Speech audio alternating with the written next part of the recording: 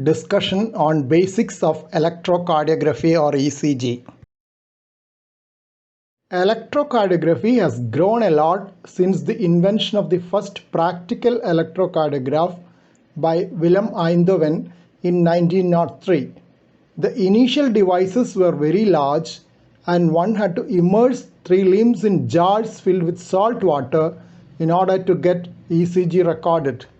Now the devices have been miniaturized with the help of new generation electronic circuits so that even small handheld devices can record ECG. ECG monitoring has become commonplace in all emergency departments, intensive care units, and operation theaters. ECG records the electrical activity of the heart. The electrical activity of the heart normally originates in the sinoatrial node situated in the right upper part of the right atrium and gets conducted down sequentially to reach the ventricles. Conduction from the SA node to the next relay station known as the atrioventricular node in the lower part of the right atrium is through internodal pathways which are specialized conduction tissue in the right atrium. One of the internodal pathways has a branch to the left atrium through which conduction occurs simultaneously to the left atrium, that is Bachmann's bundle.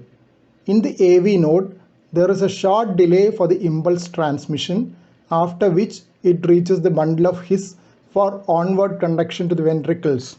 Bundle of His has 2 divisions, right and left bundle branches meant for the 2 ventricles. Left bundle branch has 2 subdivisions, anterior and posterior, and sometimes a 3rd septal branch. These subdivisions are known as fascicles. From the fascicles, conduction reaches the ventricular muscles through a branching system of Purkinje fibers. Fascicles and Purkinje fibers have not been illustrated in the figure. ECG is commonly recorded using electrodes attached to various parts of the body surface. If recordings are taken with electrodes kept within the heart, it is known as intracardiac electrogram, which is done during invasive electrophysiology study inside the electrophysiology laboratory. ECG uses 4 limb electrodes on each of the 4 limbs, of which the electrode on the right leg is considered electrically neutral, while the other 3 are active electrodes. In addition to this, 6 electrodes are placed on specifically designated parts of the chest to get chest lead recordings. Though there are only 10 electrodes which are used for recording a usual ECG, various electrode combinations can be recorded with these electrodes so that most common recording is a 12 lead ECG. Number of leads may be increased using additional electrodes in specific situations. Waves noted in a normal ECG are called P wave, Qrs complex, T wave, and sometimes a U wave. Other waves which can be rarely seen are delta waves and epsilon waves. P wave represents the depolarization of the atria, while Qrs complex represents the depolarization of the ventricles. T wave is due to repolarization of the ventricles. PR segment is between the P wave and the Qrs complex, while the ST segment is between the Qrs complex and the T wave. TP segment is between the T wave and the next P wave. TP segment is considered as the true baseline in the ECG. Intervals contain 1 or more waves and a segment. PR interval contains the P wave and the PR segment is measured from the onset of P wave to the onset of the Qrs complex. QT interval contains the Qrs complex, ST segment and the T wave. It is measured from the onset of the Qrs complex to the end of the T wave. PP interval is measured from the onset of one P wave to the onset of the next P wave. RR interval is measured from the onset of one Qrs complex to the onset of the next Qrs complex, or as the interval between the peaks of 2 consecutive R waves for simplicity. Delta waves occur at the onset of the Qrs complex and epsilon waves are seen at the end of the Qrs complex in certain pathological conditions. A prominent U wave after the T wave can be seen in hypokalemia. An initial negative deflection which is part of the QRS complex is called Q wave. An initial positive deflection is named R wave. A second negative deflection or a negative deflection following an R wave is called S wave. A second positive deflection will be termed R prime wave. If there is a negative deflection after the R prime, it is called S prime wave. Waves less than 5 mm amplitude may be designated by small letters. Recording a good ECG is the first step in getting a good diagnosis using it. If the recording is technically incorrect, interpretation can go wrong. First and foremost is to place the electrodes correctly in the recommended positions. Some knowledge of human surface anatomy is required for accurate placement of electrodes. Skin electrode contact should be good for transferring the microvolt range of potentials accurately from the body to the ECG machine. If the skin is too hairy, it may be worthwhile shaving the area before applying the electrode gel. Limb electrodes are usually attached using clips to the distal region of each limb. Chest electrodes are attached using suction cups attached to compressible rubber spheres. In case there is difficulty in attaching chest leads by suction, one can remove the suction cups and stick the bare electrodes to the designated parts of the chest using adhesive tapes. This method may have to be resorted to in small children and infants, mostly because there may not be enough space on the chest to keep all the 6 electrodes. Sometimes this technique has to be used for limb electrodes when the distal part of the limb is covered by surgical dressing. In that case, the electrode is attached just proximal to the dressing using adhesive tapes. Avoiding interferences from nearby electrically operated devices is often a challenge while recording ECG in the intensive care setting. ECG monitoring leads attached to the patient may have to be temporarily removed to prevent artifacts due to alternating current picked up from these leads. Power cords of electrically operated beds, pneumatic compression devices, infusion pumps, and other electrically operated devices in close vicinity may also have to be removed from power sockets to reduce electromagnetic interference from AC line. AC interference is seen as a symmetrical sine wave pattern in the baseline at the frequency of the line voltage in the vicinity. It can be either 50 Hz or 60 Hz depending on the line voltage frequency in the locality. In most modern ECG machines, notch filters are used to suppress AC interference. In spite of this, AC interference may still appear in the recorded tracings if the interference is strong. In this ECG, AC interference is best noted in leads 1 and lead 3. Equally important is avoiding interference from muscle activity, electromyogram or EMG artifacts.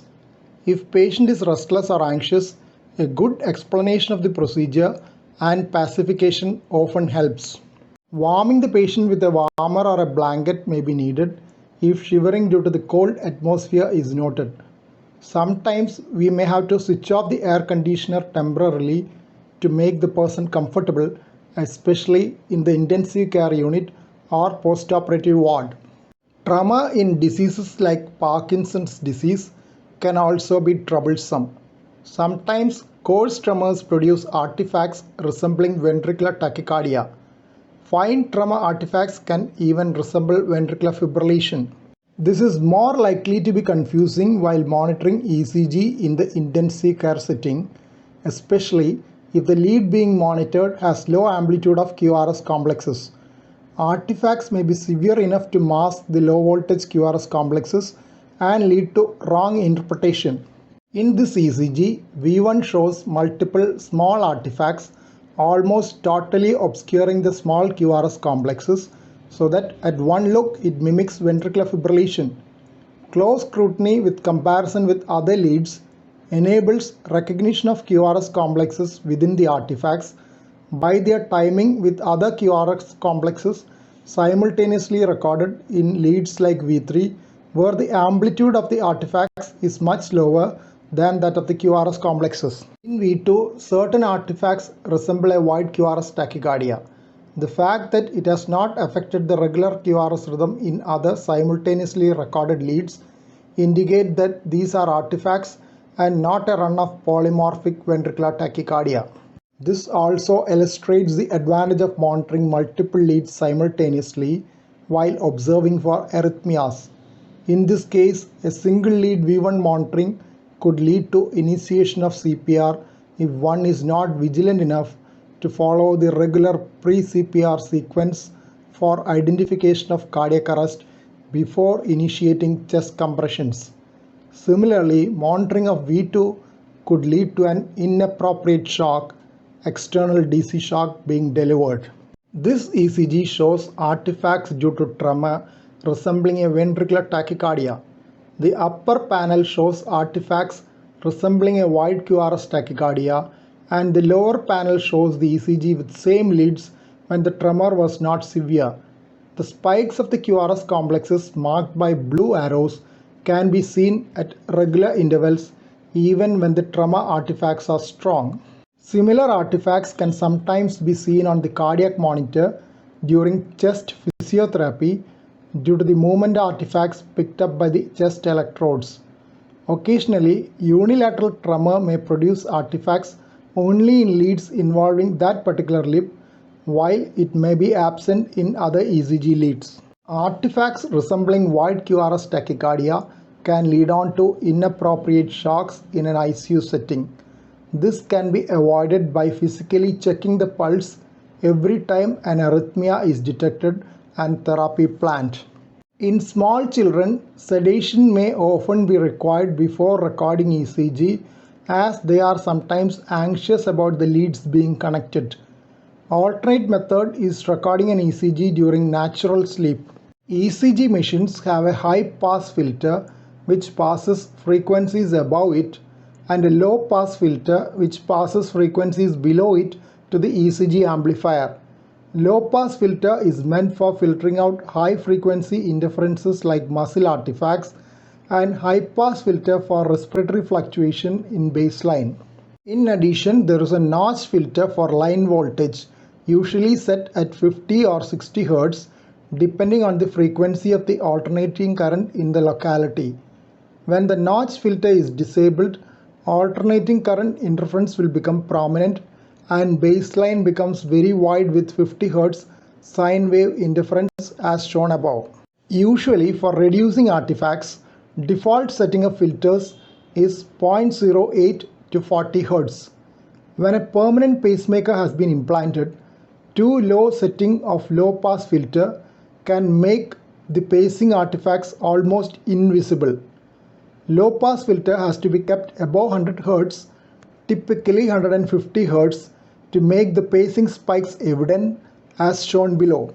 In an emergency setting, when it is not known that the patient has a pacemaker in situ, ECG taken with default low pass filter setting of 40 Hz is likely to be mistaken as a left bundle branch block, as right ventricular pacing gives a left bundle branch block pattern on the ECG. In modern day digital ECGs, filter settings can beautify the tracings, but vital information can be filtered out, as in this case, which is quite common.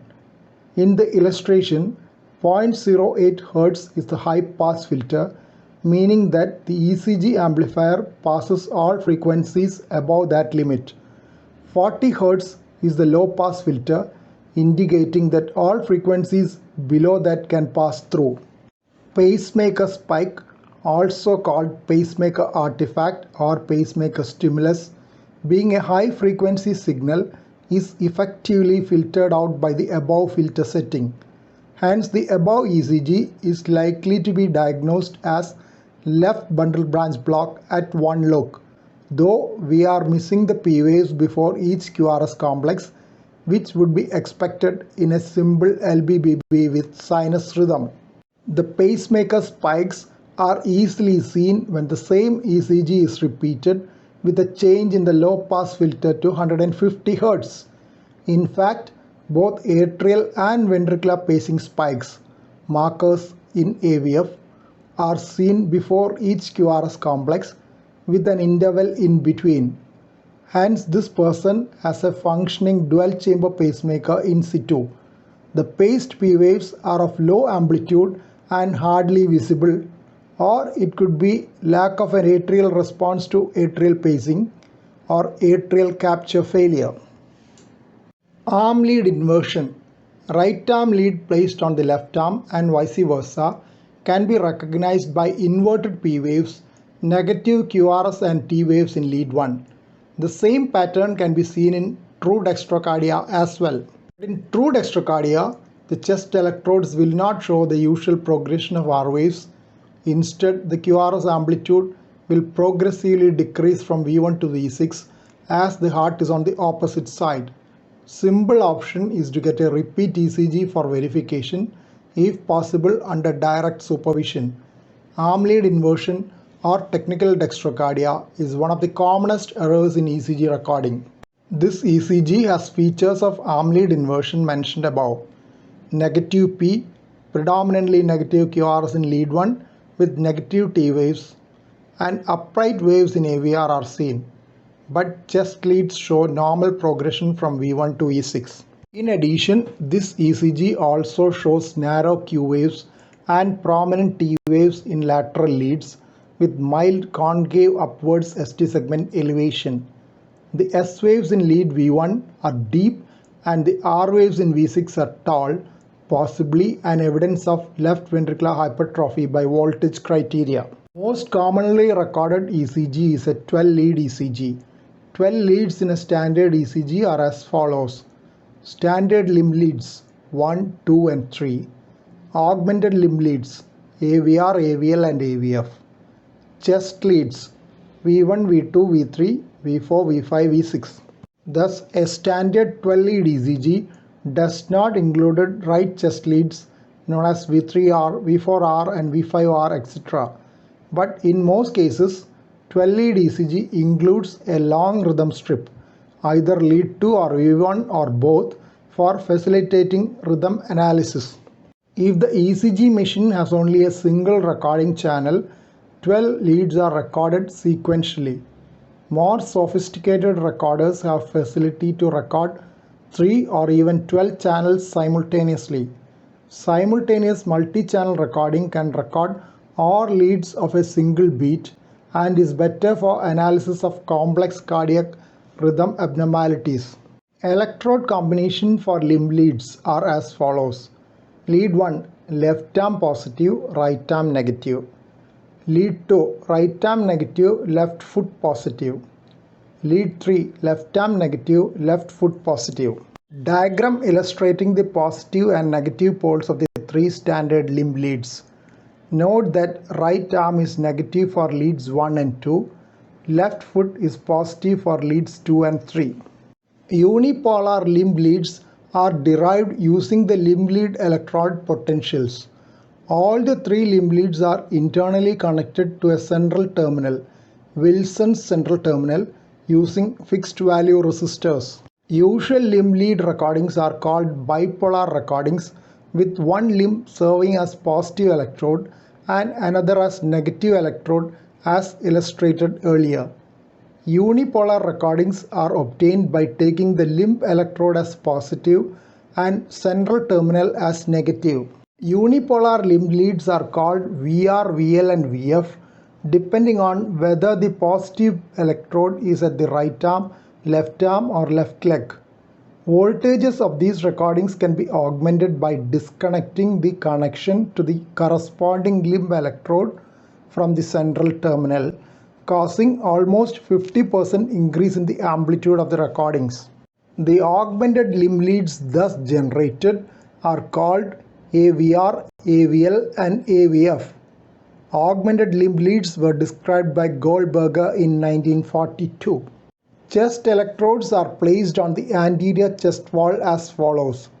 V1, 4th right intercostal space, right sternal edge. V2, 4th left intercostal space, left sternal edge. V3, midway between V2 and V4. V4, 5th left intercostal space, mid-clavicular line. V5, anterior axillary line, same horizontal level as V4. V6, mid-axillary line, same horizontal level as V4. Approximate positions of chest leads displayed in relation to a chest X-ray. As the cardiac size is a bit on the lower side in this X-ray, V4 appears to be a little away from the cardiac salute. Chest leads are often positioned at varying positions by different operators due to difficulty in ascertaining intercostal spaces accurately in obese patients and females. This may cause difficulty in comparing serial ECGs. Hence, every effort should be made to place the electrodes accurately. In some situations, when accurate comparison of serial ECGs is needed, marking the position with a skin marker pen may be needed. Chest leads are named C1, C2, C3, C4, etc. by some manufacturers. Here, C would stand for chest. In the conventional naming system, V stands for voltage. Conventionally, right arm electrode was given a color coding of red, left arm electrode yellow, left leg electrode green, and the neutral electrode in right leg was given a black color. But current manufacturers sometimes use different color coding systems so that one has to verify the letters written on the electrodes before using them. RA for right arm, LA for left arm, LL for left leg, and RL for right leg. Moreover, a previous user might have changed the position of clips attached to electrodes so that the color coding can be misleading. Hence, it is essential to make sure of the lead connections to the ECG machine before recording the ECG to avoid wrong lead placements, which is the commonest technical error in ECG recording. 12-lead ECG showing normal pattern of P, Qrs and T waves. In AVR, all the waves are negative. Most other leads show positive waves. Here the T wave is flat in leads 1 and V1 and inverted in AVL. Normal precordial Qrs pattern is seen. Minimal upsloping ST depression seen in inferior and lateral leads may represent superimposition of atrial repolarization or TA wave. ECG monitoring leads are different from the usual leads used for recording a 12-lead ECG. This is because monitoring leads are used mainly for rhythm analysis and sometimes for ST segment monitoring to look for ongoing ischemia. Any lead which can show the P waves, Qrs complexes and T waves well can be used for ECG monitoring. Often the monitoring lead will have to be tailored for each individual. It may be worthwhile to look at 12-lead ECG and decide on which lead is likely to give the maximum required information for that particular person. Most intensive care units monitor only one lead, while some resort to 2-lead monitoring for better arrhythmia analysis. All 12 leads are monitored during an electrophysiology study as well as during a treadmill exercise test. Several types of lead modifications are used depending on the situations. In the coronary care unit, modified lead 2 is usually used. Modification is that the limb electrodes are placed on the proximal parts of the limbs or adjacent torso rather than over the distal part of the extremity in order to reduce artifacts due to limb movements. Most modern monitors have the option to use chest leads in addition to limb leads. When chest lead monitoring is needed, additional electrodes are placed on the chest. Chest lead monitoring is useful in picking up ST segment changes. Location of the leads depending on the type of patient. While anterior locations are available in the coronary care patient, a surgical patient may require different locations depending on the location of surgical incision and dressings. Esophageal leads may be used in some rare situations to decipher difficult arrhythmias. Mason-Leica modification of 12-lead ECG is most popular during treadmill exercise test. It can also be used in the electrophysiology laboratory. In this lead system, limb electrodes are placed on the nearest location on the torso to prevent movement artifacts during exercise. Chest electrodes are placed in the conventional positions. Difference in pattern of the modified 12-lead ECG mandates caution while trying to interpret Q waves and other abnormalities on a Mason-like R modification. Approximate positions of the limb and chest electrode in Mason-like R modification. Lower limb electrodes may be placed a little lower than shown in the figure. The Qrs axis has a rightward shift due to the upward shift of the lower limb electrodes, but there is no difficulty in interpreting ST segment shift and arrhythmias during a treadmill test with this lead system. Lewis lead is a modified lead to enhance the amplitude of P waves and thereby enable better arrhythmia analysis. This lead system is useful in detecting P waves during a wide Qrs tachycardia and helps in differentiating between ventricular and supraventricular tachycardia. Lewis lead is a modified lead 1 in which the right arm electrode is placed in the second right intercostal space close to the sternum, and a left arm lead is placed in the fourth right intercostal space close to the sternum, that is V1 position. Normal P wave has an amplitude of 2.5 mm and a width of 2.5 mm on the ECG. An increase in the amplitude is an indication of right atrial enlargement, and an increase in width an indication of left atrial enlargement. When both atria are enlarged, both width and amplitude are increased. P wave abnormalities are best assessed in leads 2 and V1.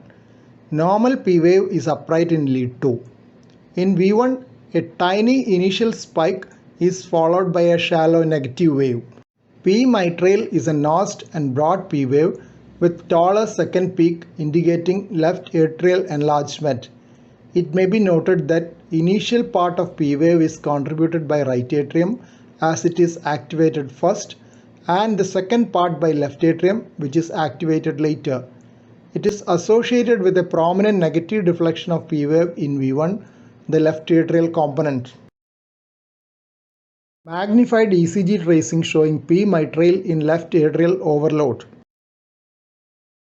Tall peaked P wave of right atrial enlargement seen in cor pulmonale is known as P pulmonale.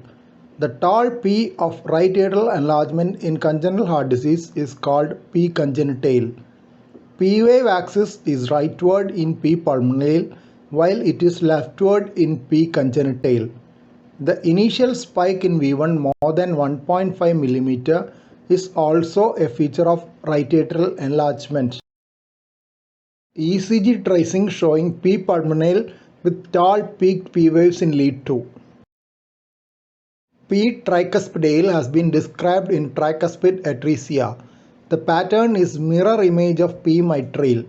The initial peak is taller than the second peak in P tricuspidale. It indicates biatrial enlargement. P wave from a monitor screenshot resembling P tricuspidale. The P wave is wide and first peak appears taller than the second. While atrial enlargement is manifest as changes in P wave, ventricular enlargements are mainly manifest in the QRS complex. There can be secondary changes in the ST segment and T waves. Left ventricular hypertrophy is divided into left ventricular volume overload and pressure overload. Similarly, right ventricular hypertrophy is also divided into pressure and volume overload. Left ventricular volume overload is characterized by small narrow Q waves, tall R waves with upright and tall T waves in lateral leads.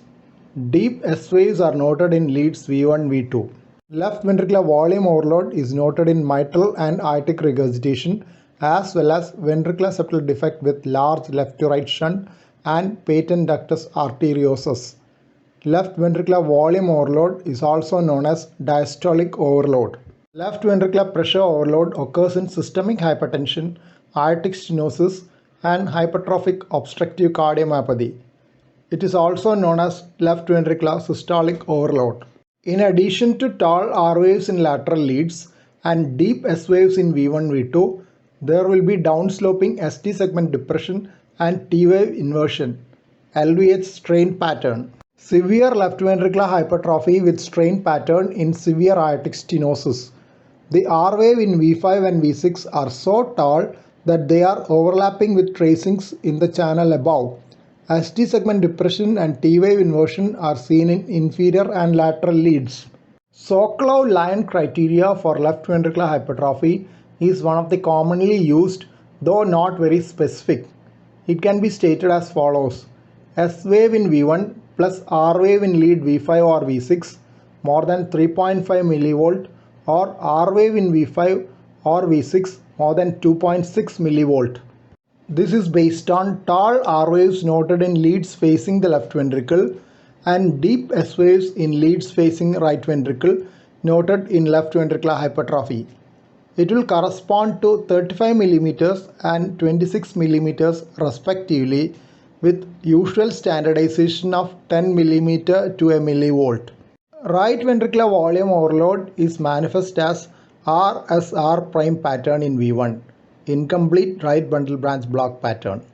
This is typically seen in atrial septal defect with large left-to-right shunt. Rsr Prime Pattern is seen in V1 and V2, suggestive of incomplete RBBB pattern, which can occur in right ventricular volume overload.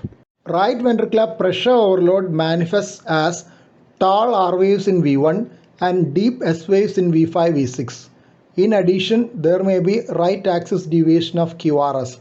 When there is right axis deviation, deep S waves are noted in lead 1. Right ventricular pressure overload is seen in pulmonary stenosis and pulmonary hypertension. Right ventricular hypertrophy with tall R in V1, deep S in V6 and right axis deviation. There is associated P pulmonale in lead 2, indicating right atrial enlargement secondary to right ventricular hypertrophy. Sharp positive P wave in V1 also reflect right atrial enlargement. Biventricular hypertrophy can be considered if patterns of both left ventricular hypertrophy and right ventricular hypertrophy are seen together. But hypertrophy of one ventricle can sometimes mask the ECG changes due to hypertrophy of the other ventricle.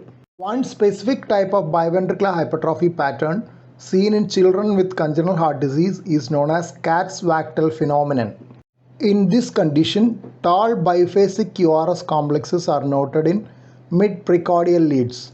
This is seen classically in large ventricular septal defect with hyperdynamic pulmonary hypertension. Recordings have to be obtained at half standardization, that is 5 mm per millivolt, to prevent overlap between the QRS complexes of the different leads so that the voltages can be measured accurately. Tall biphasic QRS complexes are seen in leads V2 to V5 in this ECG, suggestive of Katz-Wachtel phenomenon. Overlap of QRS complexes between leads above and below are visible, indicating the need for a recording in half standardization. QRS complexes are predominantly negative in leads 1 and AVL, indicating right axis deviation of QRS. Moving on to calculation of the electrical axis. Electrical axis can be calculated for the P wave, QRS complex or the T wave. It can even be calculated for the segments like ST segment, though it is seldom done. Most often, only the average QRS axis is calculated, and when electrical axis is mentioned, generally only mean QRS axis is meant. QRS axis can be altered in various disease states like intraventricular conduction defects, myocardial infarction, chamber hypertrophy, and change in position of the heart. For calculation of mean axis of the QRS complex, the amplitude of the negative waves is subtracted from that of the positive waves while plotting on the graph using lead 1 as x-axis and AVF as y-axis. Another method is to check the lead in which transition from positive to negative QRS occurs using the hexaxial reference system. The axis is perpendicular to the lead in which equiphasic complexes are seen. The axis of lead 1 is taken as 0 towards the left and plus minus 180 degrees towards the right, that is negative pole of lead 1. The axis of AVF is taken as 90 degrees downwards and minus 90 degrees in the vertically opposite direction. Mean QRS amplitude of lead 1 and AVF are plotted along the corresponding axis and the resultant taken as the mean QRS axis. Illustration of determination of QRS axis using lead 1 and AVF. In the hexaxial reference system, each lead is assigned an axis for its positive pole. The negative pole will be diametrically opposite to it. Mean QRS amplitude in each lead is checked to see if there is a lead which is equiphasic. If so, the QRS axis is taken as perpendicular to it. For example, if the equiphasic complexes are found in lead 1, QRS axis is 90 degrees. It will be plus 90 degrees if AVF is positive and minus 90 degrees if AVF is negative. In this case, AVF will show the longest QRS complex as the QRS axis is along this lead. If no lead is seen as equiphasic, leads in between which the QRS transitions from predominantly positive to predominantly negative is checked. Suppose it is between lead 2 and AVF, then the transition is at plus 75 degrees. QRS axis will be minus 15 degrees if lead 1 is positive and plus 165 degrees if lead 1 is negative. Hexaxial reference system used for determination of electrical axis. The positive poles of the leads are marked by the arrows. Normal QRS axis is in the right lower quadrant between lead 1 and AVF. If the axis is in the left upper quadrant between lead 1 and minus AVF, it is taken as left axis deviation. QRS axis up to minus 30 degrees is taken as minor left axis deviation or leftward axis. QRS axis in the right lower quadrant between AVF and minus lead 1 is right axis deviation. At a glance, if both AVF and lead 1 are positive, the QRS axis is normal. If lead 1 is negative and AVF is positive, it is right axis deviation. In left axis deviation, lead 1 is positive and AVF is negative. If both lead 1 and AVF are negative, it is indeterminate or northwest axis. This could be either extreme left axis or extreme right axis deviation. Calculation of P and T wave axis are similar but seldom done and more difficult because of the smaller amplitude of the waves. Difference between the QRS and T axis has been called the QRS T angle, which is widened in ischemia. Illustration of computerized ECG recording with automatic display of calculated P, QRS and T wave axis in a clock-like diagram beside the measured values in the top panel marked by red arrows. The display also shows the axis of standard leads 1, 2, 3 and augmented leads AVR, AVL and AVF. The numerical values for the P, QRS and T wave axis are given in the measured results in the left upper corner marked by blue arrow. P wave axis is given as 20 degrees, QRS axis as 20 degrees and T wave axis as 10 degrees. Hence the QRST angle will be 10 degrees. Sokolov voltage is displayed as 3.6 millivolt. Moving on to conduction disturbances. Sinoatrial conduction abnormality could be first degree, second degree or third degree SA blocks. But it is not possible to identify first degree and third degree SA blocks on the surface ECG as the sinus node activity is not visible. Theoretically, first degree SA block would mean prolongation of SA interval with regular conduction and third degree SA block would mean total absence of SA conduction. Second degree SA block could be either type 1 or type 2. In type 1 SA block, there will be progressive prolongation of SA interval followed by blockage of one P wave. This will manifest as progressive shortening of PP interval followed by a pause. But the pause will not be exact double of regular PP interval.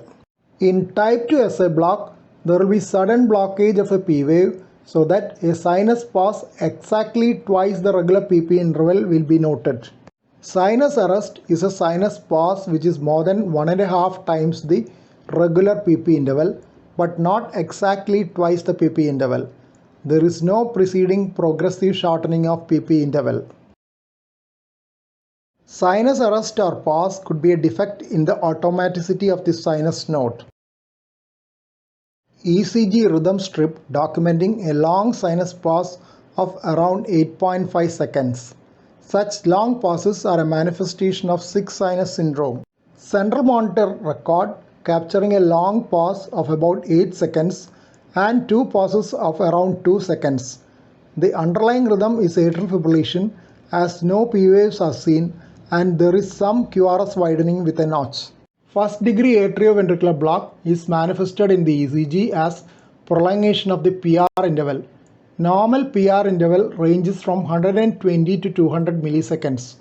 First degree AV block is a very common finding and if isolated does not carry additional prognostic significance.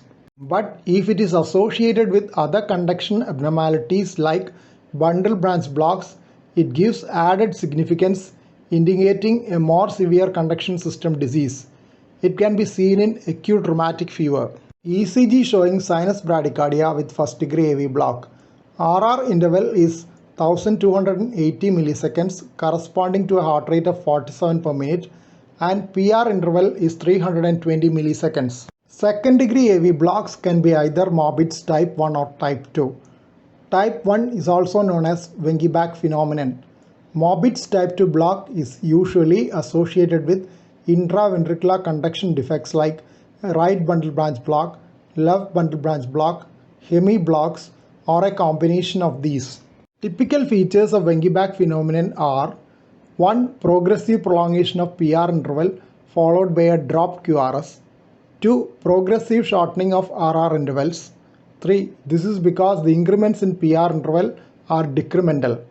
4. Pause due to dropped QRS is less than twice the previous RR interval. Mobitz type 1 block is usually more benign and due to AV nodal pathology. Progression to complete heart block is less common. Even if it progresses to complete heart block, the escape rhythm is of narrow QRS and has a good rate. Second degree AV block associated with inferior valve infarction is Mobitz type 1. Conduction ratio in second degree AV block is mentioned as the ratio between the number of P waves in the Wengi-Back cycle and the number of QRS complexes. For example, if 3 P waves are conducted and the fourth one is blocked, it is called 4 to 3 Wengi-Back block. In Wengi-Back type of block, the conduction ratio is always in the form of x plus 1 is to x. That is, only one P wave is non-conducted in any cycle. Highest grade of type 1 AV block possible is 2:1 AV block, in which the ventricular rate will be half that of the atrial rate. That means 50% of the P waves will not be conducted. In Mobitz type 2 second degree AV block, there is no progressive prolongation of PR interval. Instead, there is an abrupt droppage of a QRS. Hence, the pause is exactly twice the previous RR interval and there is no variation in RR intervals except for the pause. There may be no prolongation of baseline PR interval. Mobitz type 2 block usually originates below the His bundle and as mentioned earlier is associated with other intraventricular conduction defects. Mobitz type 2 block carries a more sinister prognosis as the escape rhythm which occurs if it progresses to complete heart block is of wide QRS, lower rate and unstable. Location of the block is below the bundle of His or infrahisian. In this ECG, there are 2 P waves for every QRS complex with atrial rate double that of ventricular rate, denoting 2:1 AV conduction or 2:1 AV block. In addition, there are features of left bundle branch block suggesting infrahisian block. Left bundle branch block is indicated by wide slurred QS complex in lead V1 and wide slurred R waves in lateral leads. Typical M pattern is visible in V5. T waves are concordant in lateral leads, that is T waves in same direction as QRS. This indicates a primary T wave abnormality. T should have been opposite to QRS in left bundle branch block. When 2 or more consecutive P waves are non-conducted, it is termed advanced AV block. Advanced AV block is midway between usual second degree AV block and complete AV block. ECG showing advanced AV block with RBBB. PP interval is 480 milliseconds, corresponding to an atrial rate of 125 per minute. PR interval is relatively fixed at 440 milliseconds for most of the conducted beats, though the conduction ratio varies between 3:1 and 2:1.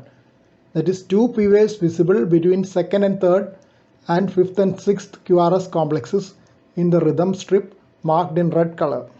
Some of the P waves are overlapping with QRS complexes. Two of them, which are clearly visible, have been marked in green color. Others are fully within QRS, so that their presence should be inferred based on the regular PP interval. QRS complex is wide with Rsr Prime pattern in V1 and slurred S waves in lateral leads indicating right bundle branch block. Q waves and T inversions are noted in inferior leads. In the setting of inferior wall infarction, as evidenced by Q and T inversion in inferior leads, though suprahiscent type of block, that is type 1 block, is more likely, presence of RBBB would indicate a type 2 AV block. Intracardiac electrophysiology study is needed in this case to delineate the exact mechanism of block.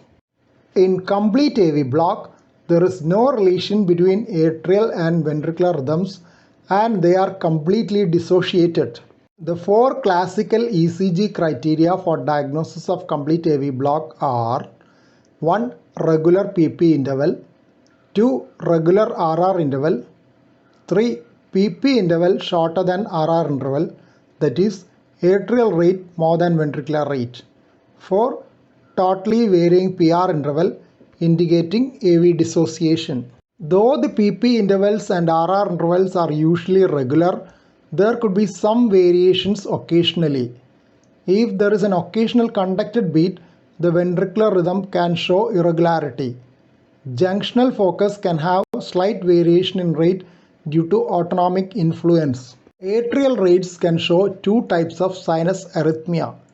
In respiratory sinus arrhythmia, PP interval shortens during inspiration as the rate increases and lengthens during expiration as the rate decreases. In ventriculophasic sinus arrhythmia, a PP interval enclosing a QRS complex will be shorter. This is thought to be due to the mechanical effect of ventricular systole causing enhanced pulsation of the sinus node artery penetrating the sinus node. It has been shown that the ventriculophasic response can be enhanced by deep inspiration, like in case of sinus arrhythmia. The location of block in complete AV block can be either above, that is suprahiscian, or below the bundle of His, that is infrahiscian. In suprahiscian block, the QRS complex is narrow and has a relatively higher rate as it arises from the lower part of the AV junction. In infrahiscian block, the subsidiary focus is from the ventricle and has a lower rate with wide QRS complex. The subsidiary rhythm in suprahiscian AV block is more stable than that in infrahiscian block. Hence, there is a higher chance for Stokes-Adam attacks with infrahiscian block. In the setting of acute myocardial infarction, suprahiscian block is usually noted with inferior wall infarction, and infrahiscian block is associated with anterior wall infarction. The latter is often associated with significant left ventricular dysfunction and poorer prognosis because of the large area of myocardial damage involved. Suprahiscian complete heart block in inferior wall infarction is usually reversible. Infrahiscian complete heart block in the setting of anterior wall infarction is more likely to be permanent. Even if there is partial recovery, very often bundle branch block or fascicular blocks remain. References on ventriculophasic sinus arrhythmia. ECG tracing showing severe bradycardia due to complete heart block. RR interval is 1.8 seconds, corresponding to a ventricular rate of 33 per minute. PP interval is 720 milliseconds, indicating an atrial rate of 83 per minute. The T waves are very broad and the QT interval is prolonged, 760 milliseconds, indicating a risk for a type of polymorphic ventricular tachycardia known as toss at the points and Stokes-Adam attacks. This is a high-risk ECG pattern. Next video in this series will start with supraventricular arrhythmia. Supraventricular ectopics are the commonest form of supraventricular arrhythmia. They can occur in isolation or in sequences of couplets. If more than 3 are seen in a sequence, it will constitute a short run of supraventricular tachycardia. Supraventricular ectopics are common in the setting of atrial dilatation due to chronic obstructive lung disease or left ventricular dysfunction. Supraventricular ectopic beats have a narrow Qrs complex preceded by an abnormal P wave. Sometimes the P wave is not visible if it is hidden within a Qrs complex or T wave. The ectopic beat is followed by a compensatory pause, which is classically not fully compensatory, unlike a ventricular ectopic beat. ECG strip showing a supraventricular ectopic beat with a narrow Qrs complex and no evident P wave preceding it. It is followed by a pause which is not fully compensated. Interval from previous sinus beat to the ectopic beat is known as coupling interval. If it is a fully compensatory pause, the sum of the coupling interval and compensatory pause will be twice the regular RR interval. Here it is slightly less. This is because the supraventricular ectopic beat penetrates the sinus node and resets the sinus cycle. The difference in the length of the pause from the sinus cycle length depends on the time taken for the supraventricular ectopic beat to travel up to the region of the sinus node, at which point the sinus cycle restarts. The pause can be lengthier if there is suppression of the sinus node activity by the ectopic discharge, as seen in sinus node dysfunction. Moving on to supraventricular tachycardias. Supraventricular tachycardia can be recognized on the ECG as a narrow Qrs tachycardia with either absent P waves or P waves which are distinctly different from those in sinus rhythm. Often P waves are not visible in supraventricular tachycardia because the commonest form is atrioventricular nodal reentrant tachycardia, in which P waves are masked by the Qrs complex. A scrutiny of the terminal portion of the Qrs complex will reveal retrograde P waves, which will be inverted in inferior leads and positive in V1. These have been called pseudo S and pseudo R prime waves in supraventricular tachycardia. ST segment depression is common with supraventricular tachycardia and it need not indicate associated coronary artery disease. Atrial repolarization wave, which is not visible in a usual ECG, could become prominent during supraventricular tachycardia and contribute to the ST segment depression, which is often associated with it. Post-conversion ECG is usually normal unless there is associated ventricular pre-excitation like Wolff-Parkinson-White syndrome or WPW syndrome. It is mandatory to get post-conversion ECG to check for pre-excitation. Supraventricular tachycardias have been classified into long RP and short RP tachycardias depending on whether RP interval is longer or shorter than PR interval. Typical form of AV-NRT is the commonest form of short RP tachycardia, but P waves are visible only in 20% of them. ECG showing supraventricular tachycardia with narrow Qrs complexes.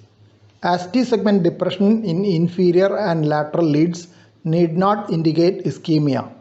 Pseudo S and pseudo R waves due to retrograde P waves are visible. ECG diagnosis of supraventricular tachycardia becomes difficult when it is associated with aberrant ventricular conduction, as it appears as a wide Qrs tachycardia. It may be noted that wide Qrs tachycardia is usually taken as ventricular tachycardia unless proved otherwise. If typical right bundle branch block pattern is seen, as in the illustration which follows, it is easy to make a diagnosis of supraventricular tachycardia with aberrancy. Otherwise, it is often difficult to make a diagnosis of supraventricular tachycardia with aberrancy especially in an emergency. When in doubt, it is better to treat by direct current cardioversion if there is hemodynamic compromise. Diligent search for dissociated P waves, if found, could favor a diagnosis of ventricular tachycardia. But this is often difficult in a fast rhythm, which could be further confounded by frequent artifacts in a restless person. Diagnostic use of adenosine has been recommended, but is not totally without risk, as rarely adenosine-associated ventricular fibrillation can occur. ECG showing supraventricular tachycardia with aberrant conduction indicated by right bundle branch block pattern with terminal slurred R in V1 and terminal slurred S in lead 1. Atrial flutter with 2:1 conduction is an important differential diagnosis for this ECG. Vaguel maneuvers can be used to slow the AV nodal conduction and alter the conduction ratio to bring out hidden flutter waves if any. In case of true supraventricular tachycardia, these maneuvers may terminate the tachycardia. Same is true of intravenous adenosine, which induces transient AV block in a more predictable way. The prominent R prime and S wave in this case are different from the tiny pseudo R prime and pseudo S due to retrograde P waves. Supraventricular tachycardias can be classified into atrial and atrioventricular depending on the region of re-entry. It can also be divided into regular or irregular, with atrial fibrillation being the commonest form of irregular tachycardia with a supraventricular origin. The QRS complexes can be narrow or wide when there is aberrant ventricular conduction or pre-excitation. SVTs can also be divided into AV node dependent versus AV node independent. Another form of classification of SVT is into short RP versus long RP interval tachycardias. Tachycardias with atrial circuit are sinus tachycardia, sinus node reentrant tachycardia, atrial tachycardia, multifocal atrial tachycardia, atrial flutter, and atrial fibrillation. The different types of atrial flutter are typical, reverse typical, left atrial, atypical, and scar-related atrial flutter. Upper loop reentry, lower loop reentry, and figure of 8 reentry are other descriptions of the circuits in atrial flutter. Tachycardias with atrioventricular circuits are atrioventricular nodal reentrant tachycardia, AV reentrant tachycardia, and junctional ectopic tachycardia. AV NRTs themselves can be of 3 types: typical, atypical, and the slow varieties. In the typical variety, anterograde conduction is over the slow pathway and retrograde conduction is over the fast pathway. Hence, the initiating premature atrial complex will have a long PR interval. The RP interval is short, that is short RP tachycardia in this variety, with PR more than RP interval. P wave is either within the QRS or at the terminal portion of the QRS. These P waves manifest as pseudo S waves in inferior leads and pseudo R waves in V1. In atypical AV NRT, the opposite pattern of activation is seen, so that RP is more than the PR interval, long RP tachycardia. In the rare slow pathway tachycardia, the re-entry occurs between 2 slow pathways. Atrioventricular reentrant tachycardias can be divided into orthodromic and antidromic. In orthodromic AVRT, the anterograde conduction is through the AV node and the QRS complex is narrow. Orthodromic AVRTs contribute about 90% of the AVRTs. Antidromic AVRT has the reverse pattern and the QRS is wide and bizarre. Junctional ectopic tachycardia is due to enhanced automaticity of the AV node and can manifest AV dissociation in the ECG with a narrow QRS. It can be congenital as well as acquired. It can occur in the setting of cardiac surgery and response to cooling, that is induction of hypothermia. Usually, it is difficult to document the initiation and spontaneous termination of an arrhythmia. This is because the arrhythmia is already there when the person presents to the emergency department. Termination is most often achieved by vagal maneuvers or by medication. If a monitor with recording facility has been deployed during this period, it is possible to get the tracings of termination. But many a time in an emergency setting, recording part is forgotten and only monitoring is done. Getting a record of initiation and termination gives useful insight into the mechanism of the tachycardia. This is a monitor screenshot showing initiation of SVT by a supraventricular premature complex. Sinus rhythm with normal PR interval is seen in the initial beats. A supraventricular ectopic, blue marker, is conducted with a long PR interval as the AV nodal fast pathway has not recovered fully after conduction of the previous sinus beat. This is followed by an echo beat, red marker. Supraventricular tachycardia can be seen subsequently. This is the sequence in typical AV NRT or atrioventricular nodal reentrant tachycardia of the slow-fast variety. The sudden increase in PR interval with a supraventricular ectopic beat is equivalent to the PR jump noted during electrophysiology study and indicates dual AV nodal physiology. PR jump of 50 milliseconds or more is considered indicative of dual AV nodal physiology. Sinus beats have PR interval of 160 milliseconds as they are conducted down the fast AV nodal pathway. When the premature supraventricular beat arrives, the fast pathway is still refractory so that it gets conducted down the slow pathway, increasing the PR interval to 240 milliseconds. When the impulse reaches the lower junction between the fast and slow pathways, it finds that the fast pathway has recovered and travels back up the fast pathway. This produces the echo beat. Repetition of this sequence produces the reentrant tachycardia which follows. Diagram explaining the concept of dual AV nodal pathways. Fast pathway conducts fast but has a longer refractory period, hence it recovers late. Slow pathway conducts slowly but has a shorter refractory period and recovers soon. Monitor screenshot showing spontaneous conversion of SVT to sinus rhythm. Initial few beats are part of the supraventricular tachycardia. Termination of tachycardia leads to a short pause and ventricular escape beat, white QRS. This is followed by two narrow QRS beats, the P waves of which are not well seen, possibly low amplitude P waves or junctional beats. Next, white QRS complex is preceded by a P wave indicating a late diastolic ventricular ectopic beat. The QRS width of this beat is lesser than that of the previous ventricular escape beat.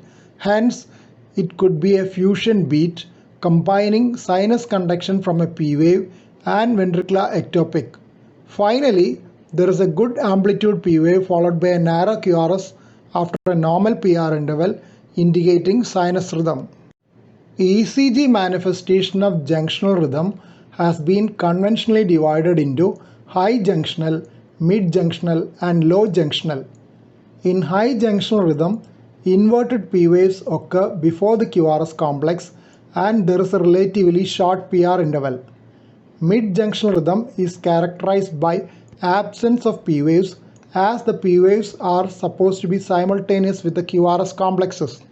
Low junctional rhythm manifests inverted P waves after the QRS complex in the ST segment with a short RP interval. In all these types, the rate is around 40 to 60 per minute. Mid and low junctional rhythms are associated with regular Cannon waves as the atrial contractions occur during ventricular systole when the AV valves are closed. This ECG shows a slow regular rhythm with a ventricular rate of around 43 per minute. Though there are some baseline artifacts, no definite P waves or fibrillary waves are seen. If the baseline artifacts are considered as fibrillary waves, then it has to be considered as atrial fibrillation with complete heart block and a junctional escape rhythm. If the baseline artifacts are ignored, it becomes a mid-junctional rhythm. Alternate possibility in view of the tall peaked T waves is an atrial paralysis with sinoventricular conduction in hyperkalemia. ECG shown here illustrates junctional rhythm with retrograde P waves or P prime waves. P prime waves are seen on the ST segment in V1 preceding the T waves, which are better seen in V2 than in V1 and hence marked in V2. Qs complexes are noted in inferior and anterior leads, indicating old anterior and inferior infarctions. The Qrs complexes are not preceded by anterograde P waves. Retrograde P waves in the ST segment will make this a low junctional rhythm. Low atrial rhythm manifests with inverted P waves in inferior leads. It may be seen in sinus venosus atrial septal defect. This ECG shows inverted P waves in inferior leads 2, 3 and AVF. This indicates that the atrial activation is spreading from below upwards. It is suggestive of a focus either in the low atrium or high junction, but the rate of around 75 per minute indicates the possibility of low atrial than high junctional rhythm. There is notching of the Qrs complex in the inferior leads, which suggests the crochetage sign in atrial septal defect. Low atrial rhythm can occur with sinus venosus atrial septal defect as the sinus node may be defective, and so alternate focus arising in the low atrium gives the dominant rhythm. Multifocal atrial tachycardia can be defined as the occurrence of 3 or more different morphologies of P waves at a rate more than 100 per minute. Multifocal atrial tachycardia is sometimes called as chaotic atrial rhythm because of the variability in atrial activity. Multifocal atrial tachycardia can occur in those with chronic obstructive lung disease. This ECG shows multiple morphologies of P waves marked M seen in short runs of tachycardia. This is characteristic of multifocal atrial tachycardia. Sinus P waves marked S are seen after the pauses. Atrial fibrillation is the most common sustained arrhythmia. AF can be recognized in the ECG with absence of organized atrial activity and the presence of fibrillary waves. AF can be either fine AF or coarse AF depending on the amplitude of fibrillary waves. Fibrillary waves of more than 1 mm amplitude is called coarse AF and indicates atrial enlargement. AF can occur acutely in situations of sympathetic overactivity or due to rapid dilatation of atria due to ventricular dysfunction. Chronic atrial dilatation and fibrosis predisposes to persistent atrial fibrillation. In chronic AF, there is electrical remodeling of the atria. ECG showing atrial fibrillation with slow ventricular rate. Fine fibrillary waves are seen throughout the baseline, indicating fine atrial fibrillation. Slow ventricular rate suggests that AV nodal conduction is defective, either due to disease process or drugs like beta blockers or digoxin. Atrial fibrillation with aberrant ventricular conduction will present as wide Qrs tachycardia resembling ventricular tachycardia. Aberrancy could be transient aberrancy occurring due to fast ventricular rate causing aberrant conduction in one of the bundle branches, usually the right bundle. Alternatively, it could be pre-existing bundle branch block on top of which atrial fibrillation occurs. Yet another reason for wide QRS in atrial fibrillation is pre-excitation, WPW syndrome. In WPW syndrome with atrial fibrillation, ventricular rates can go very high due to simultaneous conduction through normal AV nodal pathway and the accessory pathway.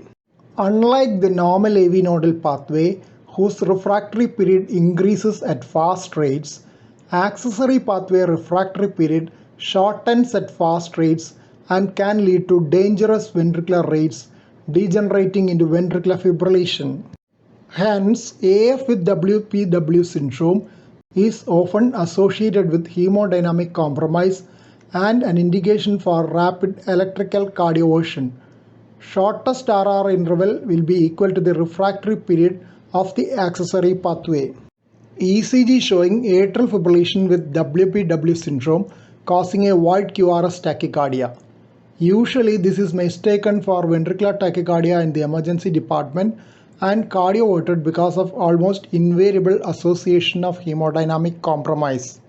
Close inspection of the ECG, often retrospectively after cardioversion, shows the distinct variation in cycle length, over 50% difference between the shortest and longest RR intervals, indicating the underlying rhythm is atrial fibrillation. Fibrillary waves of atrial fibrillation are seldom seen in this situation as it is fine AF in the absence of atrial enlargement. A good baseline to demonstrate fibrillary waves is also unlikely at such fast rates. In addition, there is variation in QRS width known as concertina effect due to the varying degrees of pre-excitation for each QRS complex. These two features differentiate it from ventricular tachycardia. Moreover, post-conversion ECG will show classical features of WPW syndrome with short PR interval, initial slurred part of QRS known as delta wave, and secondary STT changes. Therefore, the dictum that we should always take a repeat ECG after treatment of any sustained cardiac arrhythmia. Typical atrial flutter manifests as sawtooth waves in inferior leads. Usually, the conduction ratio is 2:1, so that there will be double the number of flutter waves compared to QRS complexes. But alternate flutter waves are not evident, being masked by the overlying QRS complexes. When the conduction ratio is 3:1 or 4:1, the flutter waves become more evident. Carotid sinus compression can change the conduction ratio and make the flutter waves visible during continuous monitoring in an intensive care unit. Administration of adenosine has a similar effect and multiple sequential flutter waves will be visible during the transient atrioventricular block produced by adenosine. Atrial flutter is often missed on an ECG because the alternate flutter waves are masked by the QRS complex. A high index of suspicion is needed to diligently look for flutter waves in a supraventricular tachycardia at a rate of around 150 per minute, which is the typical ventricular rate in atrial flutter with 2:1 conduction. The typical atrial flutter rate is 300 per minute and commonest conduction ratio is 2:1, so that ventricular rate is 150 per minute. Atrial flutter with inverted flutter waves in inferior leads is called typical atrial flutter. When the flutter waves are upright in the inferior leads, it is called reverse typical flutter. Both these types of flutter are due to macro reentrant circuits within the right atrium and are dependent on a zone of slow conduction in the cavo-tricuspid isthmus. Typical flutter has anti-clockwise intra-atrial reentrant circuit, while the reverse typical flutter has a clockwise reentrant circuit. Both types can be cured by ablation in the region of the cavo-tricuspid isthmus. Atrial flutter, being a macro reentrant arrhythmia, is the one which is most sensitive to direct current cardioversion. Low energy levels of the range of 25 joules are sufficient to convert the flutter to sinus rhythm, though it may recur if the underlying cause is remaining untreated. ECG showing atrial flutter with 2:1 conduction. Alternate flutter waves are masked by the QRS complexes. Another ECG showing atrial flutter with 4:1 conduction. Atrial rate is 272 per minute and ventricular rate 68 per minute. Flutter waves in inferior leads are upright, suggesting reverse typical flutter. QRS complexes are wide and shows left bundle branch block pattern. Ventricular ectopic beats are also known as ventricular premature beats or complexes. VPB or VPC, sometimes PVC, premature ventricular complexes. They originate mostly due to reentrant circuits within the ventricles, but could also be due to triggered activity. Ventricular premature beats are easily recognized on the ECG by their wide bizarre QRS complexes, not preceded by a P wave. Secondary STT changes in the form of ST depression and T wave inversion when the QRS is dominantly positive are also seen. VPC is usually followed by a full compensatory pause, meaning that the interval between the previous sinus beat and the next sinus beat will be exactly double that of the sinus cycle length. This is because the Vpc does not reset the sinus cycle, unlike the supraventricular ectopic, which gets conducted to the sinus node earlier and resets the sinus cycle. Basic rhythm in this ECG is sinus rhythm at around 60 per minute. There are two wide QRS complexes seen in lead 2 rhythm strip. Both are of similar morphology, hence they are called monomorphic Vpc. Monomorphic Vpcs are usually unifocal and have same coupling interval. Coupling interval is the interval between the onset of the previous normal QRS complex and the ectopic QRS complex. Ventricular ectopic is identified by the absence of preceding P wave, bizarre wide QRS and secondary STT changes. It is usually followed by a full compensatory pause, meaning that the sum of the coupling interval and the compensatory pause will be equal to twice the regular sinus cycle length marked as RR in the ECG. Compensatory pause is the interval between the onset of the ventricular ectopic beat and the succeeding sinus beat. The full compensatory pause is because the ventricular ectopic beat usually does not reset the sinus cycle. This is because the next sinus discharge would have already occurred before the ventricular ectopic impulse gets conducted up through the atrioventricular node with the usual delay. Ventricular ectopics with different morphologies can be called polymorphic Vpc. Polymorphic Vpcs are more likely to lead on to more complex ventricular arrhythmias. They usually have different coupling intervals as they originate from different foci in the ventricle. Polymorphic Vpc were also called as multifocal Vpcs. One classical type of polymorphic Vpc is the bidirectional Vpc with alternating QRS complexes being positive and negative. Bidirectional Vpcs are the forerunners of bidirectional ventricular tachycardia, which is one of the types of polymorphic ventricular tachycardia. Monomorphic Vpc usually lead on to monomorphic ventricular tachycardia. Vpcs with short coupling interval are more likely to precipitate ventricular tachycardia or fibrillation. When the R wave of a Vpc falls on the T wave of the previous cycle, it is known as R on T phenomenon, which is a forerunner of ventricular fibrillation. This is because the initial part of the descending limb of the T wave is the most vulnerable phase in the electrical cycle, which is more prone for arrhythmia. Initial two Vpcs in this ECG are isolated Vpcs, while the last two occur in rapid sequence as a couplet. Vpc couplets may be a forerunner of ventricular tachycardia. Isolated Vpcs and the couplet are followed by a compensatory pause. All the Vpcs have same morphology, monomorphic, indicating the same focus of origin, unifocal. Unifocal Vpc usually have the same coupling interval. The couplet occurs at a cycle length of 400 milliseconds. If this progresses to a ventricular tachycardia, expected rate will be 150 per minute. Two beats in the couplet do not have identical morphology in all leads. Have a look at leads V4 to V6. This may indicate either different foci of origin or different conduction paths in the ventricle. Moreover, the interectopic interval is shorter than the coupling interval of the Vpcs.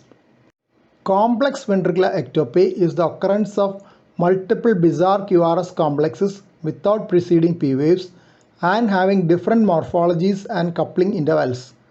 Since they have different morphologies, they are unlikely to be amenable for radiofrequency catheter ablation as they originate from multiple foci.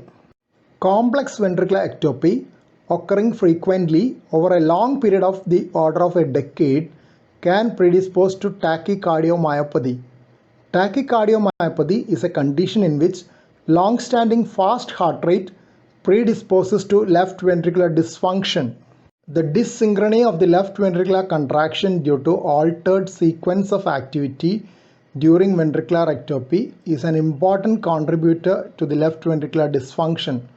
On the other hand, complex ventricular ectopy can be an association of familial dilated cardiomyopathy as well. When each sinus beat is followed by a VPC, it is called ventricular bigeminy. It is associated with pulsus bigeminus. In the yesteryears, when digoxin usage was high, ventricular bigeminy used to be an important manifestation of digoxin toxicity to look for. Bidirectional Vpc and bidirectional ventricular tachycardia, in which consecutive Vpc had QRS complexes of opposite polarity, were considered classical features of digitoxicity. When every two consecutive sinus beats are followed by a VPC, it is called ventricular trigeminy. Similarly, when three consecutive sinus beats are followed by a VPC, it is called ventricular quadrigeminy. These are associated with corresponding changes in the pulse. The pulse of a VPC is usually of low volume, so that sometimes it may be hardly felt. In some cases of ventricular bigeminy, this may lead to miscounting of pulse rate, and the pulse rate will be counted as half the heart rate and bradycardia alert issued by the ward staff.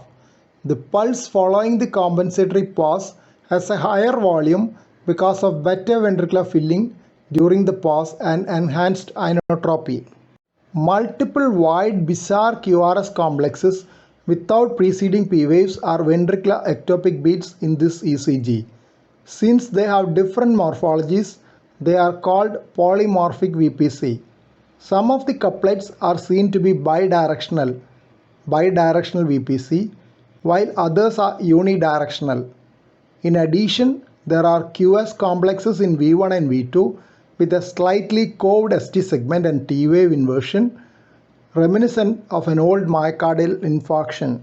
Bidirectional Vpc and bidirectional ventricular tachycardia can be seen in digoxin toxicity, Anderson-Tawil syndrome, the congenital long QT syndrome 7, catecholaminergic polymorphic ventricular tachycardia, myocarditis, myocardial infarction, and metastatic cardiac tumors.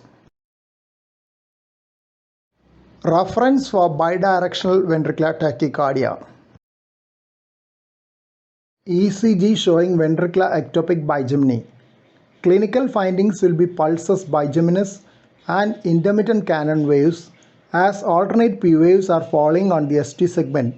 When P waves fall on the latter part of the QRS, ST segment or T waves, cannon waves can be expected, as QT interval roughly represents the electrical systole of the ventricle. Diastole ends and systole starts at the peak of the R wave. When P wave occurs during ventricular systole, atrioventricular valves are closed and cannon wave occurs. In the tracing, P waves are seen as distortions in the contour of the ST segment of the ectopic beat. The distortion is exactly midway between the preceding and succeeding P waves of the sinus beats, which are of narrow QRS. Ventricular ectopics are characterized by wide bizarre complexes which are premature and not usually preceded by P waves. Monitor screenshot showing ventricular premature complexes occurring in a trigeminal sequence. Two sinus beats followed by a ventricular ectopic beat. Ventricular trigeminy or VPC trigeminy. T waves of the sinus beats are widened. VPC occur after the next sinus P wave and can be called late diastolic VPC.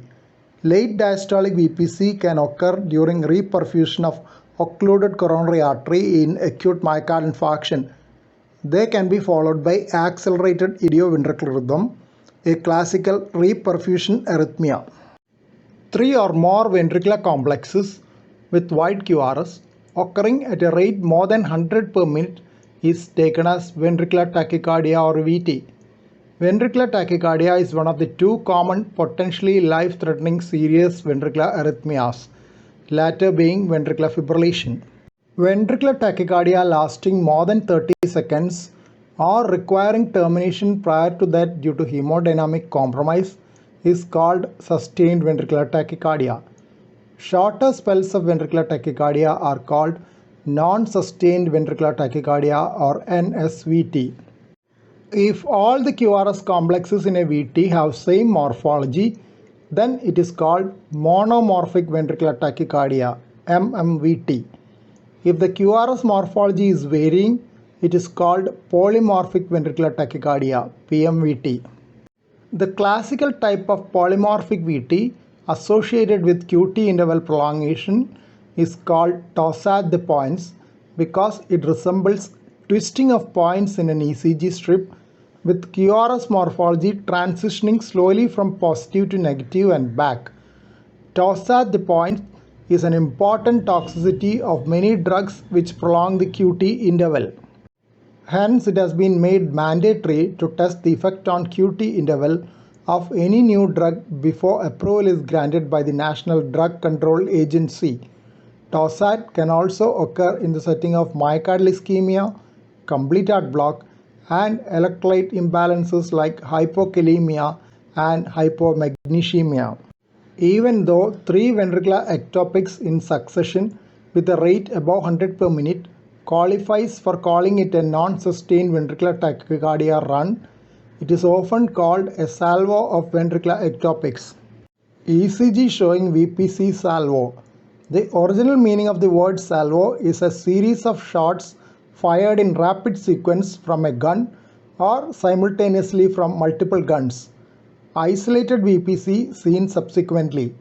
Qs complexes are seen in V1 to V3, suggesting a previous myocardial infarction.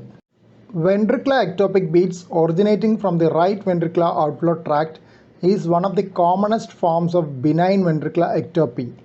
But at times, RVOT can be the origin of a ventricular tachycardia, which could be either paroxysms of non-sustained ventricular tachycardia as seen here, or sustained ventricular tachycardia. RVOT-VT can be induced by exercise and has a left bundle branch block morphology. Wide QRS, which is negative in V1 and positive in V6, with inferior axis, positive in leads 2, 3 and AVF. ECG showing VT occurring during an exercise test. It is a monomorphic VT with QRS negative in V1 and positive in lead 2 and V5, suggestive of RVOT VT. Monitor screenshot showing frequent runs of non-sustained VT. Inset shows a short segment in more detail. Dissociated P waves are seen very well, indicating the ventricular origin of the tachycardia. P waves are seen before the 6th and the 11th QRS complexes with different PR intervals, indicating that they are dissociated P waves. Here the P waves are of sinus origin and do not get conducted to the ventricles because ventricle is already activated by a faster ventricular rhythm. Retrograde conduction from the ventricle into the AV junction and anterograde conduction from the sinus node gets cancelled off, and this is a form of interference AV dissociation. Belhassen's VT is idiopathic fascicular ventricular tachycardia originating from the left posterior fascicle. It is responsive to verapamil and is an ablatable VT. It is also known as posterior fascicular tachycardia. Belhassen and associates described a ventricular tachycardia responding to verapamil, unlike the usual ventricular tachycardias which respond to lignocaine. It may be noted that verapamil is conventionally a drug used for treatment of supraventricular rather than ventricular tachycardia. Even though other authors had reported on ventricular tachycardias with relatively narrow QRS complex originating from the posterior fascicle, it was Belhassen and colleagues who suggested this form of ventricular tachycardia as a separate entity. Classical ECG pattern in Belhassen's VT is right bundle branch block pattern with left axis deviation as it originates from the left posterior fascicle. Tachycardia originating from left anterior fascicle has right bundle branch block pattern with right axis deviation, and that originating from the left septal fascicle has right bundle branch block pattern with normal axis. 12-lead ECG of idiopathic fascicular ventricular tachycardia showing classical right bundle branch block pattern with leftward axis morphology suggestive of posterior fascicular origin. References on fascicular ventricular tachycardia. Accelerated idioventricular rhythm or AIVR is spontaneous rhythm originating from the ventricle which is faster than the usual idioventricular rhythm in complete heart block, which has a rate of around 20 to 40 per minute. AIVR typically has a rate just above 100 per minute but is slower than the usual ventricular tachycardia. It is sometimes called as slow VT. AIVR is considered as a classical reperfusion arrhythmia which occurs after successful reperfusion of a coronary occlusion either by thrombolysis or percutaneous coronary intervention. Usually it is a self-limited arrhythmia and needs no treatment. ECG strips showing accelerated idioventricular rhythm. Regular retrograde P waves are seen in the upper tracing. In the lower tracing, retrograde P waves manifest as slight irregularity in upsloping ST segment. Ventricular fibrillation (VF) is a life-threatening arrhythmia which leads to death unless promptly corrected by electrical defibrillation, direct current or DC shock. In VF, the electrical activity is so disorganized that no ventricular contraction is possible and ventricle remains in a still state of cardiac arrest. Ventricular fibrillation is recognized on the ECG as a highly disorganized electrical activity. Each wave has a different morphology. When multiple simultaneous leads are available, as in this case, the morphology is different between the leads as well. Here it is a coarse ventricular fibrillation. As time passes after the onset of VF, the initially coarse VF degenerates into fine VF. If you are noting fine VF on the monitor in case of cardiac arrest, it usually means that some time has passed after the onset of VF. Fine VF is more difficult to convert electrically by defibrillation. Often a few cycles of cardiopulmonary resuscitation and administration of adrenaline may convert fine VF back to coarse VF and make it more amenable to defibrillation. Usually, fine VF indicates underlying metabolic acidosis which may improve with CPR. ECG in coronary artery disease. ECG changes in coronary artery disease can be in any of the waves or segments. Diagnosis of acute myocardial infarction in the emergency room still relies mostly on the ECG, though other investigations are there to supplement. P wave being an atrial event is not usually involved directly by CAD, but indirectly there can be evidence of atrial enlargement if there is left ventricular dysfunction. Atrial arrhythmias are observed in atrial infarction. PR segment contains the atrial repolarization wave or TA wave, though it is not usually evident. PR segment depression can occur in atrial infarction and pericarditis. Pathological Q waves are noted in old myocardial infarction. Following features are important in recognizing a pathological Q wave. 1. Width of 1 mm or more. 2. Depth of 25% or more of the ensuing R wave. It may be noted that width is more important than depth in recognizing a pathological Q wave. All Q waves are not due to old infarction. Q waves may be seen in hypertrophic cardiomyopathy and muscular dystrophy. Loss of R wave progression in anterior leads is a commonly sought feature of old anterior wall myocardial infarction, but it may be noted that this can also occur in emphysema. Normally, the amplitude of R wave increases from V1 to V5 or V6, while S wave decreases in amplitude. ST segment abnormalities are common in the acute stage of myocardial ischemia and infarction. It is usually mentioned that subendocardial ischemia produces ST depression, while transmural ischemia produces ST elevation. ST elevation is an important feature of ST elevation myocardial infarction or STEMI. ST elevation, which is upsloping in the hyperacute phase of myocardial infarction, becomes convex, curved in the evolving phase when the T waves get inverted. ST elevation in hyperacute phase of myocardial infarction is known as Paddy's sign. ST depression in acute ischemia may be upsloping horizontal or downsloping.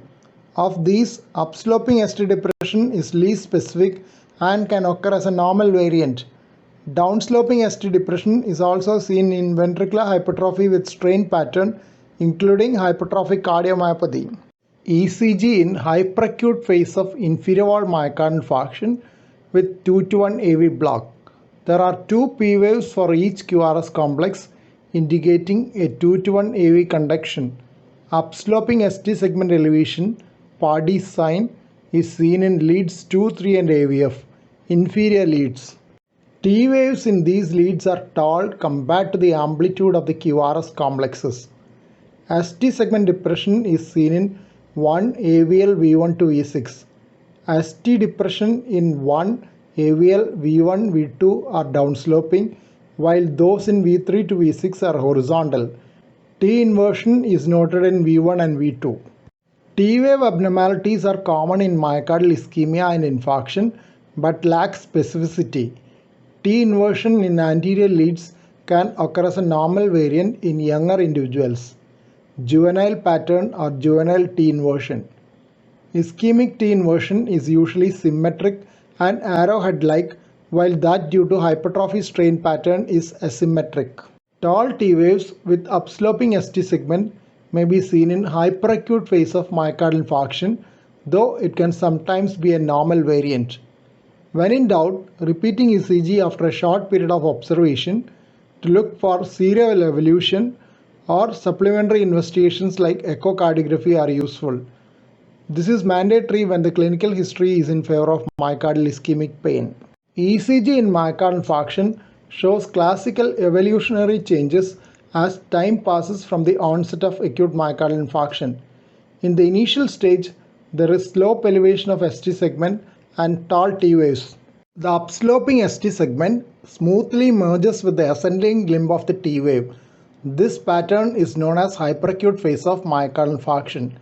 ECG of inferior wall infarction shown above is an example of hyperacute phase. The next phase is evolved phase, in which T wave starts getting inverted while the ST stays elevated, producing the convex upwards ST elevation. Along with this, there is formation of Q waves or Qs complexes in the leads oriented to the infarcted segment. Pathological Q in myocardial infarction has a duration of at least 40 milliseconds and is at least 1/4 the amplitude of the ensuing R wave. In inferior wall infarction, Q waves are seen in leads 2, 3 and AVF. In anterior wall infarction, Q waves are seen in leads V1 to V6, though the extent may be variable depending on the extent of infarction. In true posterior wall infarction, instead of Q waves, tall R waves are seen in the anterior leads V1, V2, being the mirror image of Q waves which would have been picked up in posterior chest leads. In right ventricular infarction, ST elevation is noted in the right chest leads V3R and V4R, often associated with lesser degrees of ST elevation in V1. After the acute phase, ST segment returns to baseline while Q waves and T inversion persist. In the long run, T waves may also become upright so that pathological Q waves may be the only manifestation of an old myocardial infarction. In some cases, especially if the infarcted territory was small, as in case of inferior wall myocardial infarction, even the pathological Q waves may disappear in the very long run. Thus, the ECG may be passed off as normal if taken decades after a small myocardial infarction. Unlike in acute myocardial infarction, ST elevation in pericarditis does not conform to any vascular territory. In pericarditis, ST depression is noted in leads oriented to the ventricular cavity, AVR and V1. All other leads show ST elevation. ST elevation and T wave inversion does not coexist in pericarditis, unlike in myocardial infarction. In pericarditis, by the time T wave becomes inverted, ST elevation would have subsided. ECG showing acute anterior wall myocardial infarction with right bundle branch block. Gross ST segment elevation is seen in anterior leads with maximum 0.7 mV elevation in V4. Qr pattern in V1 suggests anterior wall myocardial infarction with right bundle branch block. Negative P waves in V1 indicate left atrial overload as a result of extensive myocardial infarction and left ventricular dysfunction. ST segment depression seen in inferior leads could be either reciprocal change or ischemia at a distance, which can be clarified only after coronary angiography to document whether the right coronary artery is involved or not. There is a supraventricular ectopic beat seen in the augmented limb leads AVR, AVL and AVF and the corresponding segment of the rhythm strip. This beat is premature, has a P wave with a different morphology, narrow QRS and is followed by a pause. ECG in old anterior wall infarction with RBBB and LAHB. Slurred S waves in lead 1, AVL and V5, V6 are suggestive of right bundle branch block. The terminal slurred R wave in V1 is also in favor of RBBB. Instead of the Rsr pattern, there is a Qr pattern in V1. This pattern is also called QRBBB. The initial R of the Rsr Prime Pattern expected in RBBB was knocked off by the myocardial infarction. There are Q waves in V1 to V4 suggestive of old anterior wall myocardial infarction. Inverted T waves in V1 to V3 can be accounted for by RBBB as well as old myocardial infarction, but the ST segment is elevated, indicating the contribution of myocardial infarction possibly with a dyskinetic segment. There is left axis deviation of QRS with Rs pattern in leads 2, 3 and AVF suggestive of left anterior hemiblock. The PR interval is normal. The combination of left anterior hemiblock with right bundle branch block is called Bifasicular Block. ECG showing acute infralateral myocardial infarction. ST segment elevation is seen in infralateral leads 2, 3, AVF, V5, V6 indicating infralateral ST elevation myocardial infarction. There is a discordance between the ST segment in AVL and V6. There is ST segment depression in AVL while the ST segment is minimally elevated in V6. Differential diagnosis of this pattern is an early repolarization pattern, but ST segment depression in AVL is unlikely to be seen with early repolarization. Clinical history, estimation of cardiac troponins and echocardiography to look for wall motion abnormality will help in differentiating the two conditions. ECG showing ST segment elevation in leads 2, 3 and AVF of about 3 mm. ST segment depression is seen in leads 1 AVL and V1 to V5. Overall features are suggestive of hyperacute phase of inferior wall myocardial infarction with reciprocal ST segment depression in anterior leads. The reciprocal ST depression in anterior leads could be just an electrical phenomenon due to the ST segment elevation in inferior leads or due to ischemia in the corresponding territory. We will see what exactly was there in this case in the still pictures of left and right coronary angiograms below. Right coronary angiogram shows a critical lesion with some negative shadows distal to the lesion suggesting thrombus. We may be tempted to believe that this is the culprit lesion which has caused the inferior wall infarction. Generally, the ST elevation is more in lead 3 in right coronary occlusion while it is more in lead 2 in circumflex occlusion. But in this case, we have almost equal ST elevation in leads 2 and 3. Let us view the left coronary angiogram below and decide. The still picture from left coronary angiogram shows total occlusion of distal left circumflex coronary artery with absent dye filling in a short segment, black arrow. Multiple significant lesions are seen in left anterior descending coronary artery, blue arrows. Significant lesions are also seen in the obtuse marginal branch of the left circumflex coronary artery.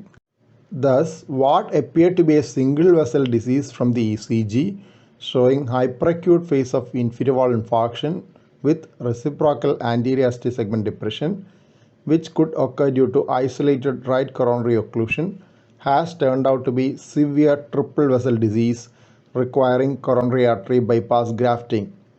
The culprit lesion which has caused the infarction in this case is possibly the left circumflex occlusion. Sometimes a small area of myocardial infarction can present with ST elevation in 1 and AVL, sparing V5 and V6, which are usually seen together in lateral wall myocardial infarction. Such a small infarct has been called high lateral wall infarction. This could be due to occlusion of a diagonal branch of the left anterior descending coronary artery or an obtuse marginal branch of the left circumflex coronary artery. ECG showing high lateral wall infarction. Q waves are seen in 1 and AVL but not in V5 or V6. Curved ST segment elevation minimal and shallow T inversion are seen in AVL. Detection of myocardial infarction in ventricular paced rhythm is often difficult due to the baseline abnormality in depolarization and secondary abnormality in repolarization. Usually, right ventricle is paced from the apical region. If pacing is from the right ventricular apex, the paced rhythm will have a wide QRS complex of left bundle branch block morphology. Wide upright QRS complexes will be seen in leads 1 and AVL and negative QRS complexes in 2, 3, AVF, V5, V6.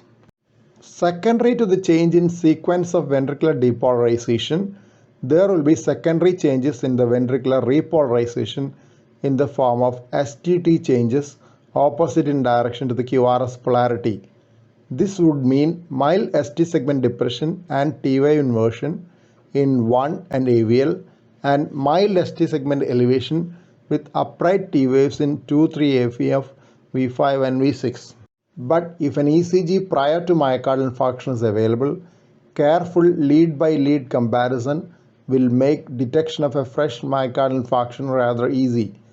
This should of course be complemented by clinical evaluation and estimation of biomarkers of myocardial necrosis.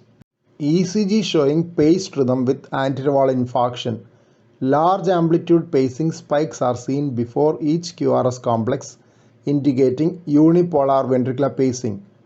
Lead 1 and AVL shows left bundle branch block pattern with slurred R waves, and inferior leads show negative QRS complexes. Together, these patterns suggest pacing from the right ventricular apex. Dissociated P waves suggest complete heart block as the reason for pacemaker implantation. Missing P waves are obscured by the QRS complexes. T waves are inverted in leads V2 to V6 in the presence of negative QRS complexes. Concordant T waves. This would suggest a primary T wave abnormality and hence the associated myocardial infarction. Careful scrutiny of the ST segment shows mild curving of the ST segment in anterior leads, best noted in V3. Right ventricular apical pacing prior to infarction in this case is demonstrated in the previous ECG of the patient shown here. Review of this ECG, though partially faded, showed upright T waves in anterior leads. This, in addition to the clinical history of anginal pain, wall motion abnormality on echo, and elevated troponins, confirmed the possibility of an anterior wall myocardial infarction. Pacing spikes, LBBB pattern of QRS complexes in 1 and AVL, and dissociated P waves indicating pre-existing complete heart block are seen in this ECG as well. Here we highlight the need for preserving ECGs for future analysis and comparing them for accurate diagnosis. Primary ST and T wave changes are due to primary myocardial disease, either ischemia or some other cause. Secondary ST and T wave abnormalities are changes secondary to change in depolarization sequence. Conventionally, it is presumed that repolarization sequence is opposite to that of depolarization, meaning that the myocardial region to be depolarized last becomes repolarized first. That is why both QRS and T wave have same polarity. This changes when the depolarization sequence is changed, as in bundle branch block or other conduction abnormalities like pre-excitation syndromes. That is why ST segment depression and T wave inversion are noted in lateral leads in left bundle branch block and left ventricular hypertrophy.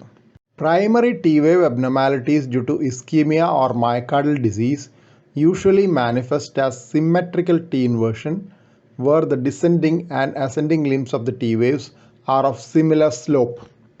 T wave inversion in secondary causes have asymmetric T inversion, with descending limb having a shallower slope than the ascending limb. Downsloping ST segment in these cases usually merge smoothly with the descending limb of the T wave inversion. Left bundle branch block is manifested on the ECG with wide QRS, deep slurred QS complexes in V1 and slurred R wave in V6. ST segment and T wave vectors are discordant to the QRS vector, meaning that when QRS is positive as in V6, the ST segment will be depressed and T wave will be inverted. This is secondary STT abnormality. If the ST segment and T wave are concordant to the QRS, it indicates a primary myocardial abnormality.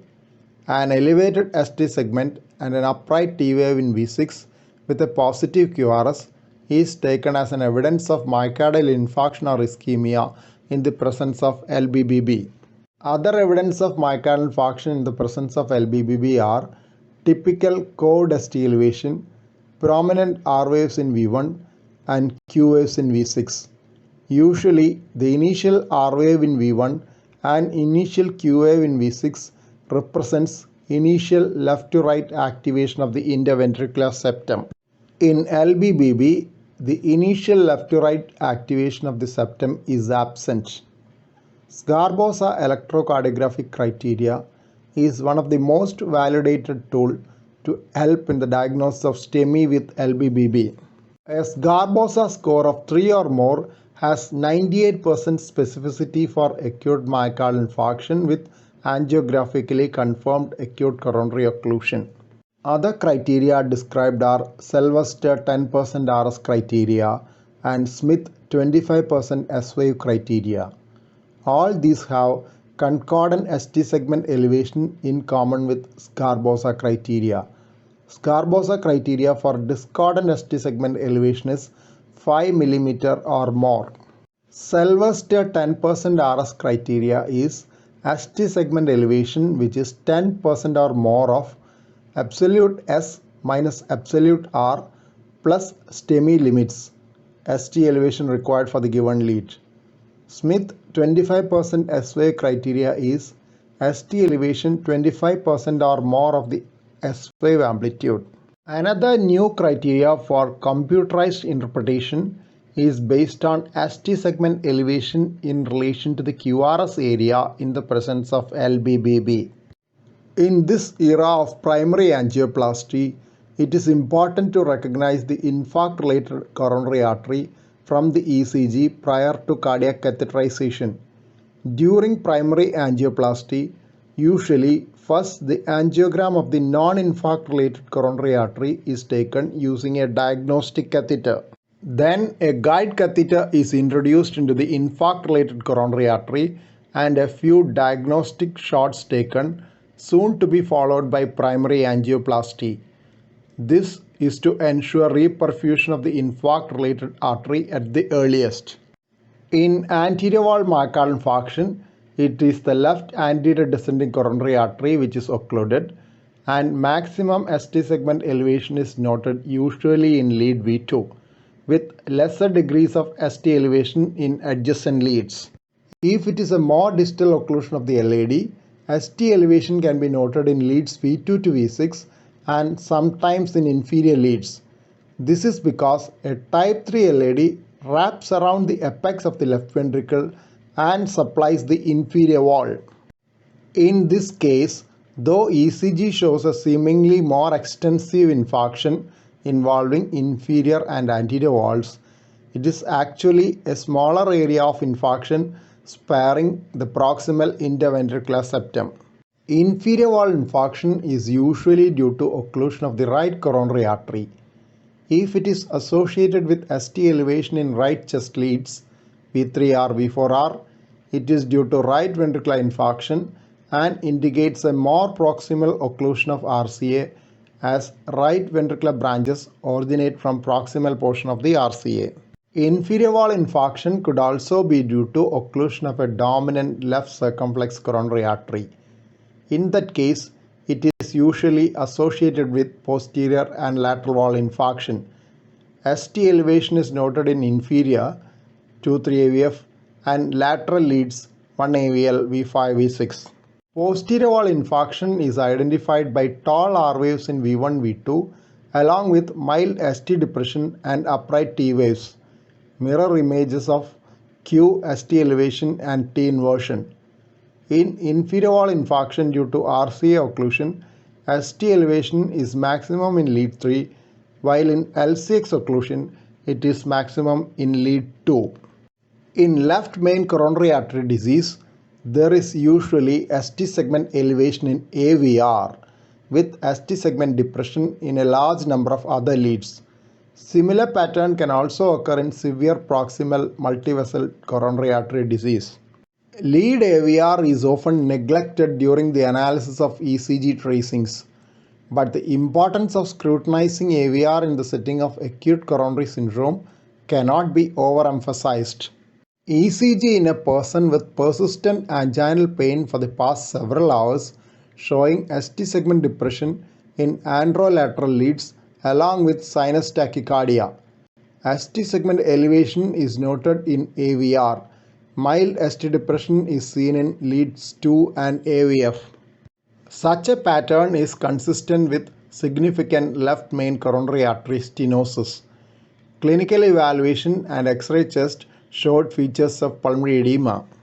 Angiography done after initial stabilization with intensive medical management showed severe stenosis of distal left main coronary artery along with multiple lesions in all the 3 vessels, making a standard indication for an urgent coronary artery bypass grafting.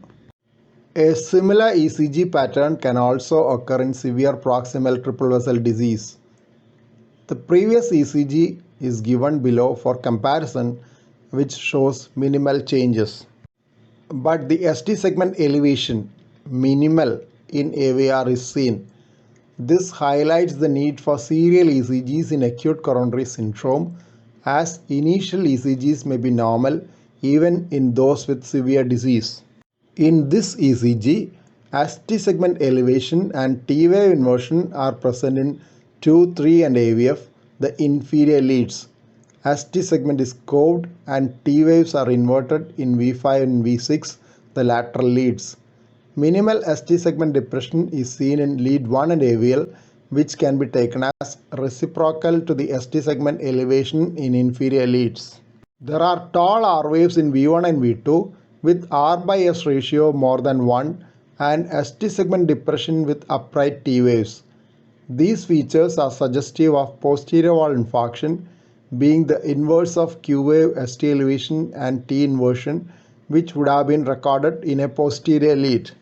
Together with the changes in inferior and lateral leads, the full diagnosis is inferior, posterior and lateral wall infarction.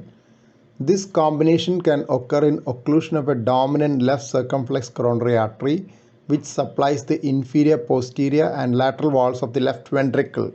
A distal occlusion of a dominant right coronary artery can also cause this pattern. A more proximal occlusion of right coronary artery would produce right ventricular infarction and null out the ST segment depression in anterior leads seen in true posterior wall myocardial infarction. Very often in STEMI, ST depression is noted in the territory of the non-infarct related artery. For example, ST depression in inferior leads in anterior wall infarction and vice versa. It has always been debated whether this represents a purely electrical phenomenon, that is reciprocal change, or true ischemia in a different vascular territory, ischemia at a distance. Experience shows that both possibilities can occur. If one coronary artery has got occluded silently long back and the territory is being supplied by collaterals from another territory, heterocollaterals, if the feeding artery gets occluded later, it is quite reasonable to have changes simultaneously in both vascular territories. ECG manifestations of old myocardial infarction is quite variable. Some small myocardial infarctions leave no sequelae on the ECG after a few years. In anterior infarction, old infarction can manifest as poor progression of R waves. Otherwise, the hallmark of old infarction is the presence of pathological Q waves. ST segment usually is isoelectric but can remain elevated in left ventricular aneurysm and dyskinesia. A dyskinetic segment of myocardium is one which bulges out in systole instead of contracting and moving inwards.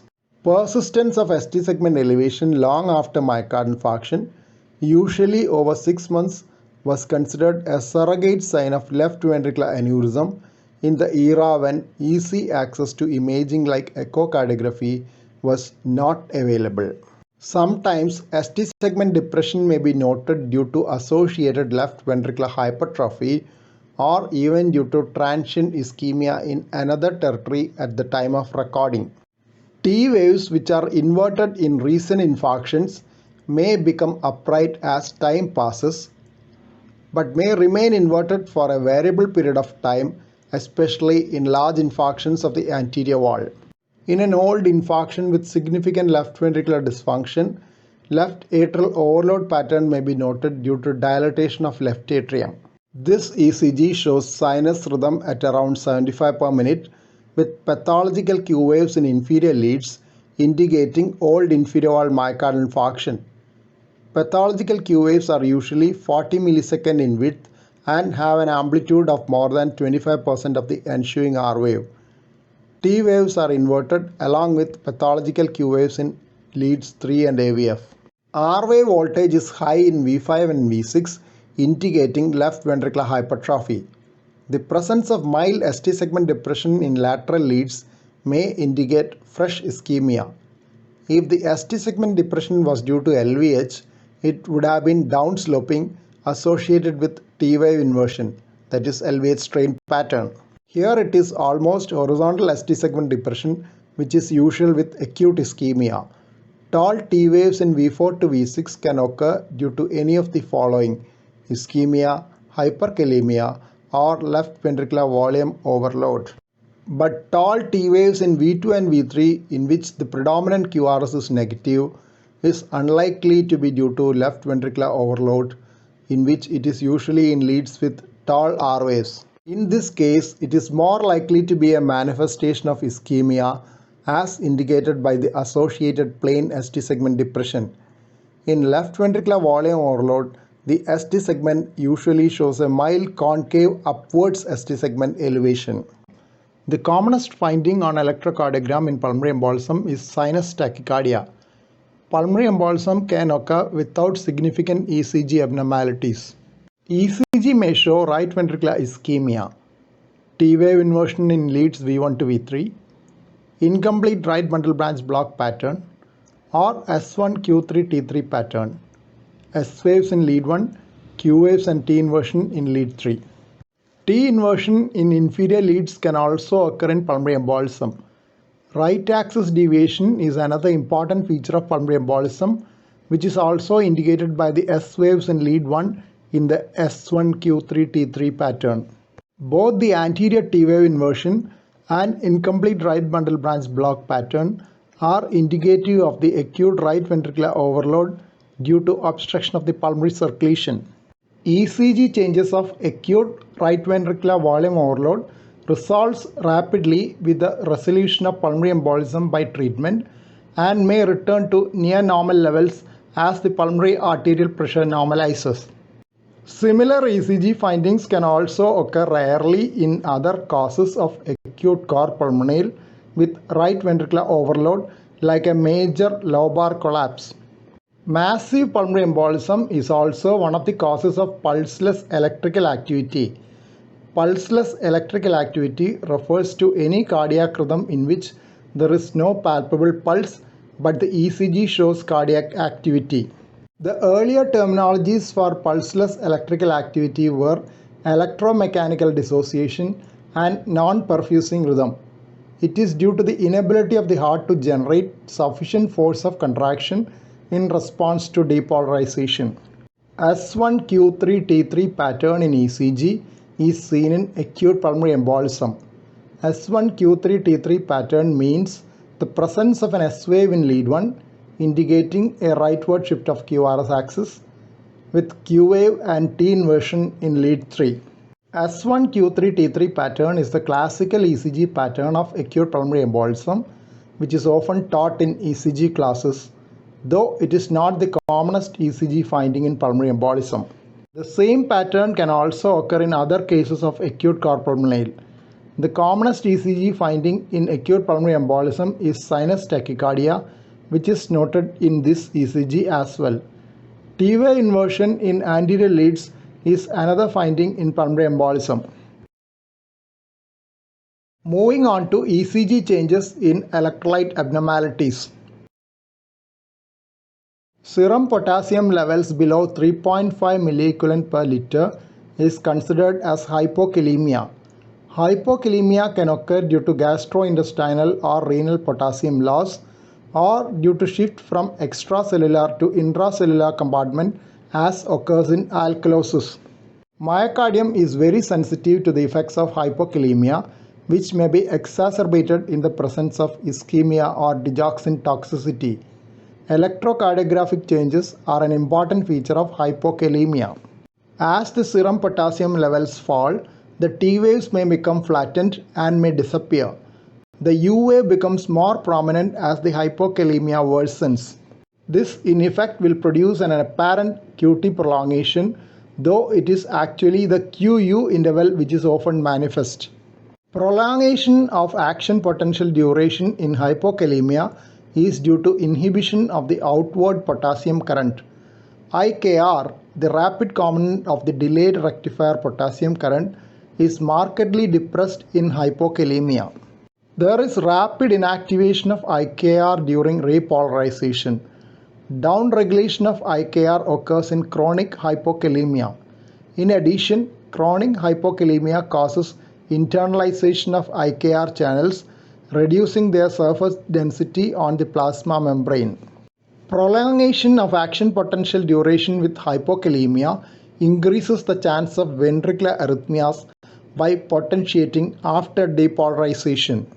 When the after depolarizations reach a threshold value, they trigger a ventricular ectopic beat which can induce sustained ventricular arrhythmias in this setting. Shortened effective refractory period is another reason for arrhythmias in hypokalemia.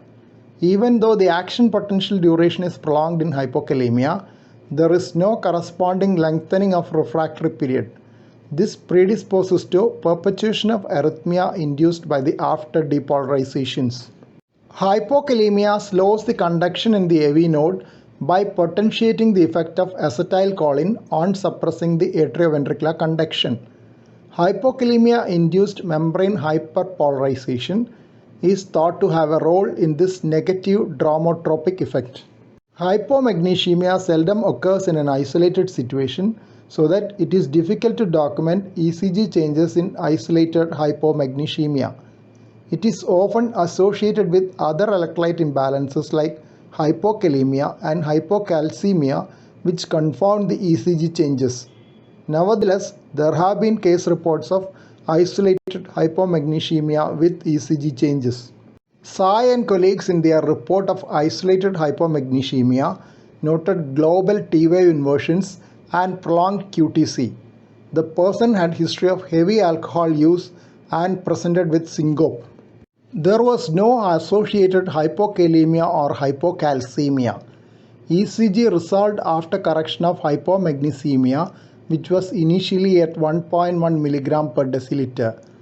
Coronary angiography did not reveal any obstructive coronary artery disease in him. Magnesium is an important cofactor for adenosine triphosphate powered processes in the body, including renal potassium reabsorption. That is why hypomagnesemia seldom occurs in isolation and is almost invariably associated with renal potassium loss and hypokalemia. 95% of body magnesium is intracellular, and serum magnesium levels are a poor indicator of total body magnesium level. Both the sodium-potassium pump and calcium pump need magnesium as a cofactor. Magnesium acts as a physiological calcium antagonist in the myocardial cell, with low magnesium levels causing calcium release from sarcoplasmic reticulum and high levels blocking this. It is well known that toss at the point or polymorphic ventricular tachycardia in the setting of QT interval prolongation responds to magnesium infusion. This suppression of toss at the point is due to blockade of L-type calcium channels by magnesium, and tossats get controlled even without shortening of the prolonged QT interval.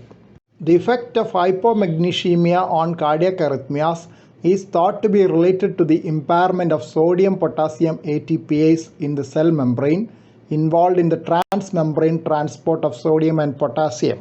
All sorts of cardiac arrhythmias have been described in the setting of hypomagnesemia, but it is not clear how much is the actual contribution of hypomagnesemia, as it is often associated with other electrolyte abnormalities like hypokalemia. Prolongation of ST segment contributing to prolonged QT interval and corrected QT interval is the hallmark ECG change in hypocalcemia. Hypocalcemia prolongs phase 2 of the myocardial action potential, thereby prolonging the ST segment. T waves are not generally affected in hypocalcemia because phase 3 of the myocardial action potential is not affected by calcium ions. Calcium channels close at the end of phase 2, with phase 3 being mostly related to potassium channel activity. Associated electrolyte abnormalities can alter the ECG findings of hypocalcemia, as occurs in renal failure, in which hypocalcemia is often associated with hyperkalemia. Yet, intravenous calcium, which is often given for treatment of hyperkalemia in acute renal failure, is useful in the treatment of associated hypocalcemia as well. ECG showing ST prolongation in hypocalcemia. ST prolongation as a cause of QT interval prolongation is less common than other mechanisms of QT prolongation. ST segment roughly corresponds to the phase 2 of myocardial action potential, and ST prolongation without QRS widening or T wave widening is classical of hypocalcemia. The classical ECG change in hyperkalemia is tall, tended T waves. As the severity of hyperkalemia increases, the QRS complex widens, and the merging together of the widened QRS complex and the T wave produces the sine wave pattern of severe hyperkalemia. But the levels at which ECG changes are seen are quite variable from person to person. IKR, the potassium current responsible for potassium efflux during repolarization, is sensitive to extracellular potassium levels. Function of IKR increases with hyperkalemia, increasing the potassium conductance in phase 2 and 3 of the action potential. This leads to faster and shorter repolarization, manifest in surface ECG as tall peaked T waves, the reciprocal of what occurs in hypokalemia. In severe hyperkalemia, there is absence of P waves, sometimes referred to as atrial paralysis. At the same time, sinus node still controls the ventricular rhythm, and this is known as sinoventricular conduction. This is because sinus node is thought to be more resistant to the effect of hyperkalemia than the atrial tissue. Theoretically, the existence of sinus node activity controlling the ventricular rhythm in the absence of P waves can be inferred from the respiratory sinus arrhythmia, inspiratory increase and expiratory decrease in the heart rate. In this ECG, some features due to hyperkalemia are visible. 1. Tall T waves. T waves in anterior leads are as tall as or taller than the QRS complexes, though the absolute amplitudes are not very high. Typical description in hyperkalemia is tall tended T waves. 2. QRS widening with right bundle branch block light pattern. 3. Lack of atrial electrical activity. No P waves are visible and there is bradycardia. It could very well be a slow junctional rhythm. Ideally, if there was sinus arrhythmia visible in the QRS complex intervals one could have presumed that there is sinus node activity with atrial paralysis and sinoventricular conduction. ST segment shortens when the serum calcium, or specifically the level of ionized calcium, rises. This leads to shortening of the QT interval in hypercalcemia. In severe hypercalcemia, the shortening of ST segment is so much that it appears to be almost absent, and T wave starts almost at the end of the QRS complex. Moving on to bundle branch blocks and hemiblocks. Conventionally, bundle of His originating from lower part of the AV node divides into left and right bundle branches. Left bundle branch further divides into left anterior and left posterior fascicles. The existence of an additional left septal fascicle has been demonstrated in multiple studies, but for simplicity's sake, only the left anterior and posterior fascicles will be considered in this discussion. Left anterior fascicle is a thin fascicle with single blood supply. Hence, it is affected far more commonly than the left posterior fascicle, which is thicker and has dual blood supply. But if the left posterior fascicle is affected, that usually carries a poorer prognosis due to the more extensive disease process causing it. Right bundle branch block is characterized by an Rsr Prime Pattern with the R prime being slurred, producing a QRS duration of 120 milliseconds or more. This delayed right ventricular activation is reflected as a delayed and slurred S wave in leads oriented to the left ventricle with lead 1, AVL, V5 and V6.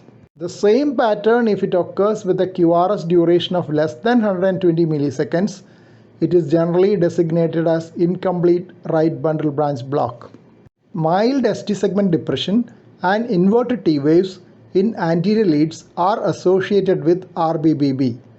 Unlike left bundle branch block, which often coexists with structural heart disease, RBBB can occur in the absence of structural heart disease. RBBB may complicate acute myocardial infarction of the anterior wall, in which case it has prognostic significance, usually indicative of more extensive myocardial infarction and possibility of left ventricular dysfunction. Incomplete right bundle branch block pattern can occur in atrial septal defect, Epstein's anomaly of the tricuspid valve, and acute pulmonary embolism. ECG showing right bundle branch block with Rsr Prime Pattern in V1 and slurred S waves in 1, AVL, V5 and V6. QRS duration is 120 milliseconds. Shallow T inversion is noted in anterior leads. ECG showing incomplete right bundle branch block with Rsr Prime Pattern in V1, V2. QRS duration is only 100 milliseconds. PR interval is 200 milliseconds. T-wave inversion in anterior leads can be associated with a conduction abnormality. It could also be due to persistent juvenile pattern in young individuals. Left anterior hemiblock is diagnosed when there is left axis deviation in the absence of any other causes. It manifests in the ECG with RS complexes in inferior leads and QR complexes in 1 and AVL. It is the commonest type of fascicular block and carries no additional prognostic significance. It may increase the QRS width up to 40 milliseconds, but seldom does it cause a true wide QRS by itself. LAHB can occur in the setting of anterval myocardial infarction and in congenital heart diseases like ostium primum atrial septal defect. LAHB is more common than LPHB because anterior fascicle is thin and has only a single blood supply from the left anterior descending coronary artery. Hence, it is quite common with anterval myocardial infarction. But prognostically, it is better than LPHP because its presence does not indicate extensive myocardial damage in the setting of anterval myocardial infarction, as it can be damaged even with a smaller extent of myocardial infarction than the posterior fascicle. Left posterior hemiblock is rare and has ominous prognostic significance unlike left anterior hemiblock. This is because it has dual blood supply and hence damage would be more severe if it has been involved. When it occurs in the setting of anterval myocardial infarction, it indicates extensive myocardial damage and is usually associated with significant left ventricular dysfunction. When right bundle branch block is associated with either left anterior or left posterior hemiblock, it is known as Bifasicular Block. Tri-Fascicular Block is the forerunner of infrahisian complete heart block. When Bifasicular Block is associated with PR interval prolongation or second degree AV block, it is known as Tri-Fascicular Block. Alternating left and right bundle branch blocks also qualify for the term Tri-Fascicular Block, as it indicates damage to all the three conduction fascicles. Ecg demonstrating Tri-Fascicular Block. RR interval is 1800 milliseconds and PP interval is 900 milliseconds, suggesting 2:1 AV conduction. There are small Q waves in lateral leads. Slurred S waves are seen in lead 1 and AVL, and RR pattern is seen in V1, suggesting right bundle branch block.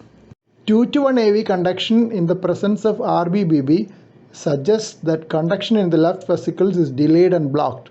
Overall, this constitutes one type of trifascicular block.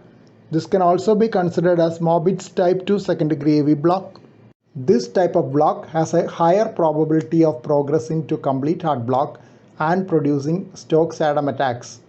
Mobitz type 2 second degree AV block is due to disease of the conduction system below the level of the bundle of His, and hence is called infrahisian block. When infrahisian block progresses to complete heart block, the subsidiary pacemaker which takes over is usually idioventricular rhythm, which is intrinsically slower and unstable, leading to episodes of ventricular asystole causing Stokes-Adam attacks. Sometimes ventricular tachyarrhythmias in the form of toss at the point can also occur in the setting of complete heart block.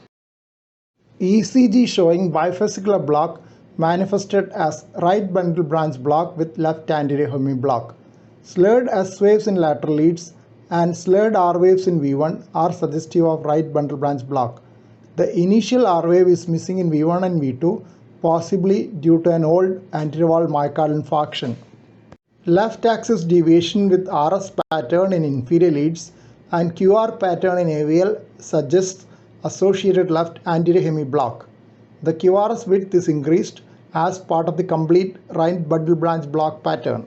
T wave inversion in V1 to V3 could be due to right bundle branch block or previous anterior wall myocardial infarction.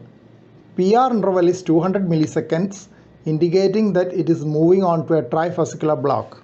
Ecg showing RBBB with LPHB and anterior wall myocardial infarction. Right bundle branch block is evident as wide QRS 160 milliseconds, slurred S wave in lead 1 and slurred R wave in V1. In V1, there is QR pattern suggesting anterior wall infarction with right bundle branch block, QRBBB. The QRS shows right axis deviation, dominant negative deflection in leads 1 and AVL, with dominant positive deflections in AVF, along with RS pattern in lead 1 and QR pattern in leads 3 and AVF, suggesting left posterior hemiblock. The PR interval is borderline at 200 milliseconds. If PR interval is prolonged in this combination, it becomes trifascicular block. Left posterior hemiblock is the rarest of the fascicular blocks, as it is spared in most cases due to dual blood supply. For the same reason, left posterior hemiblock carries a poorer prognosis. Since the left posterior fascicle is a broad fascicle compared to the anterior fascicle and has dual blood supply, it is involved only in more extensive myocardial infarction. This would mean more severe left ventricular dysfunction. The combination of left posterior hemiblock with RBBB carries a still worse outcome. The very wide QRS for an RBBB in this case also indicates more extensive myocardial damage.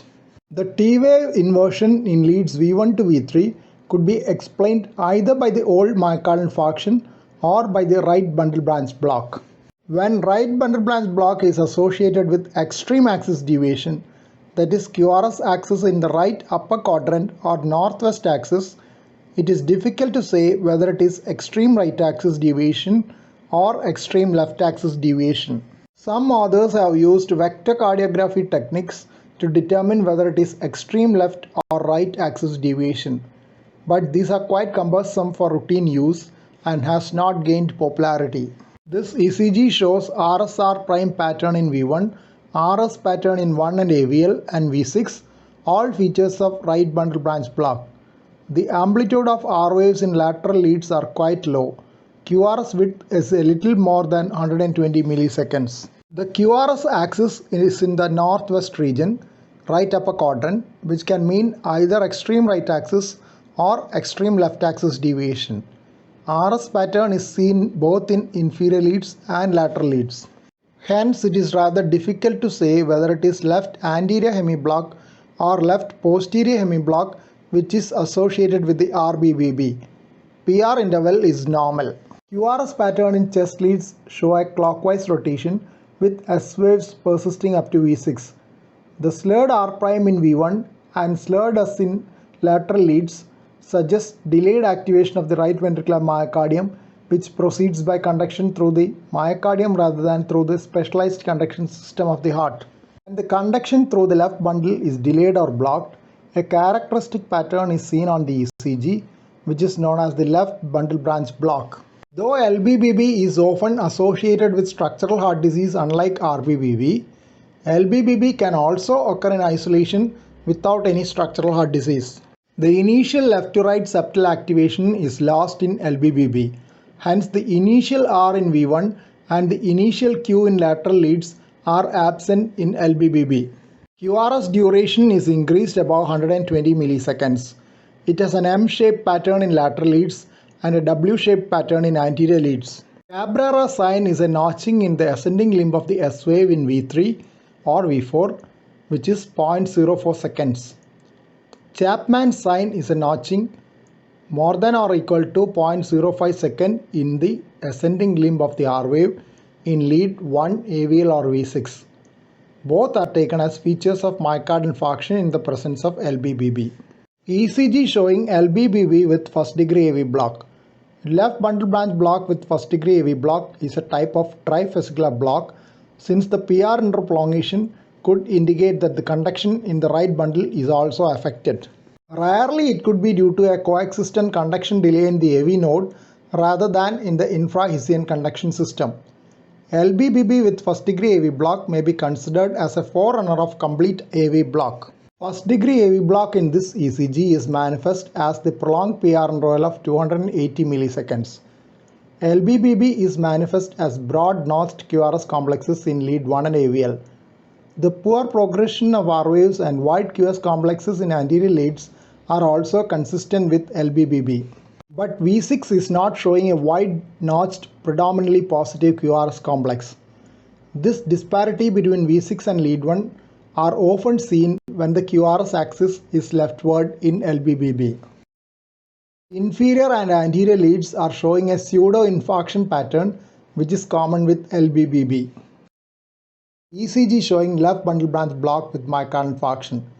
Cabrera's sign is seen as a notch in the ascending limb of S wave in V3 of 40 milliseconds. Chapman's sign is seen as a notch in the ascending limb of the R wave in leads 1 AVL and V6 of 50 milliseconds or more. This ECG also shows a PR interval of 0.2 seconds. Sharp P waves in lead 2 suggesting right atrial overload and prominent negative P waves in V1 suggesting left atrial overload. ECG in cardiac pacing. ECG in patients with implanted pacemakers are difficult to interpret as QRS, ST and T wave morphologies change in ventricular pacing. P wave morphology changes if there is atrial or dual chamber pacing. ECG changes will depend on whether it is continuous or intermittent pacing. In some cases, paced rhythm may not be visible even though the patient has an implanted pacemaker. This happens when the indication for pacing was an intermittent condition, so that pacemaker gets inhibited when the spontaneous rhythm dominates. Digital processing of ECG signals may also mask the pacing artifacts, making their recognition difficult. This can be tided over by changing the filter setting so that low pass filter is set at 150 Hz. Basic rhythm in this ECG is a paced rhythm with pacing spikes or pacemaker artifacts seen immediately before each QRS complex. The QRS complexes have a left bundle branch block pattern with a superior axis indicating right ventricular apical pacing. An ectopic beat with right bundle branch block, left anterior hemiblock morphology has occurred in between, causing the pacemaker to be inhibited transiently, indicating that it is a demand pacemaker working in VVI mode. In VVI mode, the chamber paced and sensed is the ventricle, and the response to a sense beat is inhibition of pacing.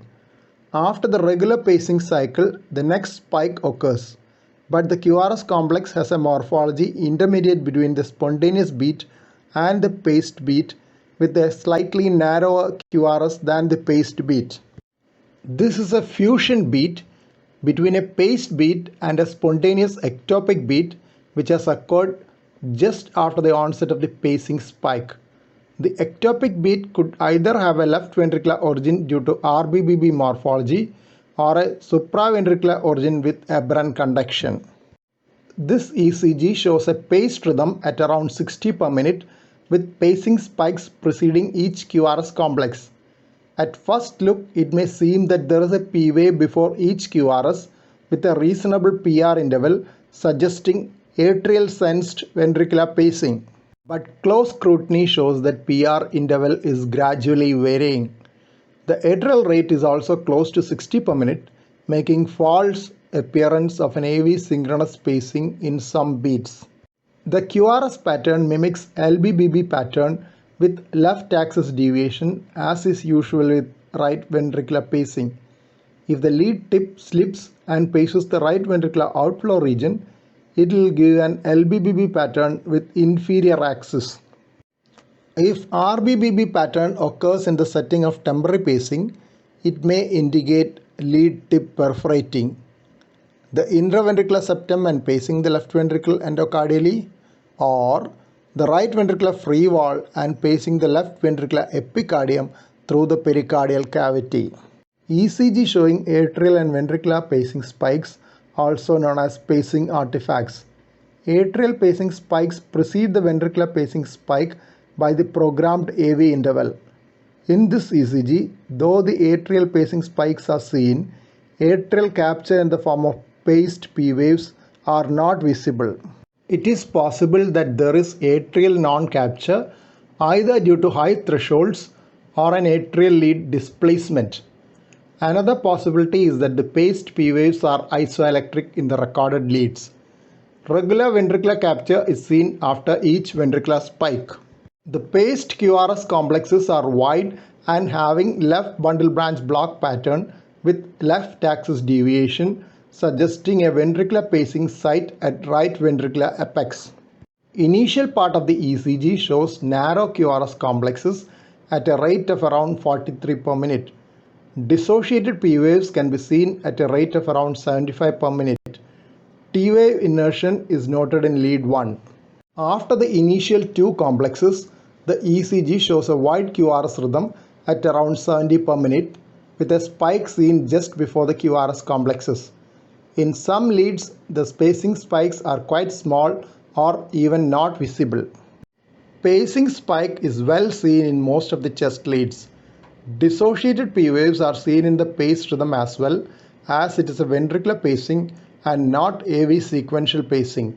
Some of the P waves fall on the T wave and manifest as notching of the T waves, but can be identified by their timing. In one case, the P wave is at the apex of the T wave and makes the T wave peaked. Paced beats have a left bundle branch block pattern with negative QRS complexes in inferior leads, indicating pacing from the right ventricular apex. This pattern is seen as wide S or Qs complexes in anterior leads and slurred R waves in lateral leads. T wave inversion in lateral leads in the paced beats is secondary T wave change due to primary abnormality of depolarization sequence, with right ventricle being activated first and left ventricle activated slowly by spread of impulse through the myocardium. QRS complexes are negative in inferior leads as the activation starts from the apical region and spreads upwards away from the inferior leads.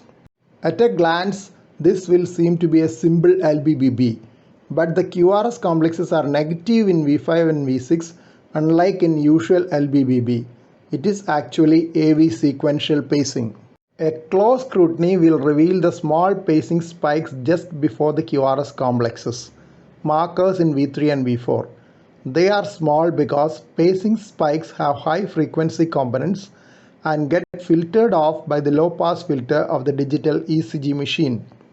Hence, pacing spikes, especially the small pacing spikes of bipolar pacing, are ironed out by digital ECG filters. If the low pass filters are removed and an upper frequency limit set at 100 Hz or more, the pacing spikes can be seen well. In case of modern digital cardiac monitors, there is an option to detect pacing spikes, which, if enabled, will enhance the pacing spikes very much so that they are easily visible. In this ECG, each P wave is followed by a PR interval terminating in a pacing spike and QRS complex. This shows that the pacemaker ventricular pacing is tracking the P waves.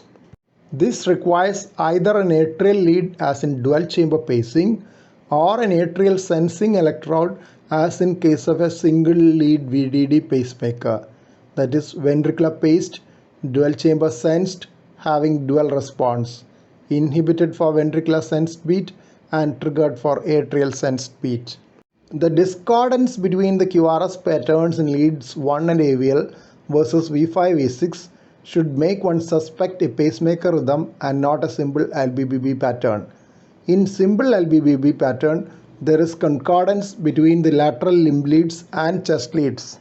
This ECG shows a wide QRS rhythm with LBBB pattern in 1 AVL and V1. Axis is leftward and V6 shows negative QRS complexes, indicating pacing from the right ventricular apex. Pacemaker artifacts of spikes can be seen on close scrutiny in V4 to V6 just before the onset of the wide QRS complex. Andrograde P waves are seen dissociated from the QRS complexes. Hence, the basic rhythm was complete heart block, which needed a pacemaker. Retrograde P waves, marked as P prime, are seen after the paced QRS complexes in lead 2 ECG rhythm strip with a reasonable retrograde conduction time. This is an interesting situation in that andrograde complete heart block coexists in the presence of fairly intact retrograde ventriculoatrial conduction. 12-lead ECG showing paced rhythm with a very wide QRS and atrial fibrillation. ECG shows a paced rhythm with a wide QRS of 200 millisecond width. A prominent pacing spike is seen before each QRS complex, indicating a ventricular paced rhythm with complete capture. Coarse atrial fibrillary waves are seen in leads V1 and V2. Hence, the underlying rhythm at present is atrial fibrillation. The fact that the pacemaker has been implanted would suggest that there was an indication for pacing earlier. This person had left ventricular dysfunction and consequent atrial dilatation, accounting for coarse atrial fibrillary waves. The enhanced width of the QRS indicates higher amount of myocardial damage, which has led to ventricular dysfunction and a more disorganized intraventricular conduction. The wide QRS with left bundle branch block pattern in right ventricular pacing could worsen the left ventricular dysfunction by intraventricular dyssynchrony between the contractions of the interventricular septum and left ventricular lateral wall. This is one of the downsides of right ventricular apical pacing. The apical location of the pacing site is evident from the negative QRS complexes in inferior leads, that is superior axis. This disadvantage of RV apical pacing in terms of dyssynchrony and progressive worsening of LV function have prompted investigators to look at options like RV outflow septal pacing, direct His bundle pacing, and even biventricular pacing in order to prevent this vicious cycle. Various pacing algorithms to minimize ventricular pacing in cases of sick sinus syndrome are also in use while pacing from the right ventricular apex in those who are not pacemaker dependent. Another possibility to be considered when AF is seen in a paced ECG is the implantation of a pacemaker after ablation of the AV node. This is done in refractory AF, in which rate control with drugs have either failed or has produced intolerable side effects. Intermittent pacing in complete heart block could occur if the complete heart block is intermittent. Pacemaker functions only when the heart rate goes below the minimum set rate. It could also pace intermittently because of defects in the pulse generator or lead related problems like high threshold, lead displacement, insulation failure, or break in the conductor of the lead. ECG showing complete heart block with wide QRS escape rhythm and a few paced complexes with pacing artifact immediately preceding the QRS complexes. Independent P waves are also seen. In this case, the intermittent pacing was due to battery failure of the pulse generator and a pulse generator replacement was needed. Biventricular pacing is used to reduce ventricular dyssynchrony in left bundle branch block with left ventricular dysfunction and refractory cardiac failure. Right ventricle and left ventricular lateral wall are paced to reduce the QRS duration and enhance synchrony of left ventricular contraction. Left ventricular lead is placed in a posterolateral vein after passing through the coronary sinus. In addition, AV sequential pacing is achieved by placing a third lead in the right atrial appendage. When only biventricular pacing is done, it is called cardiac resynchronization therapy, CRT or CRTP. If a defibrillator is added, it is called CRTD. ECG showing wide QRS complex with duration around 160 milliseconds, left atrial overload and left bundle branch block pattern in V1.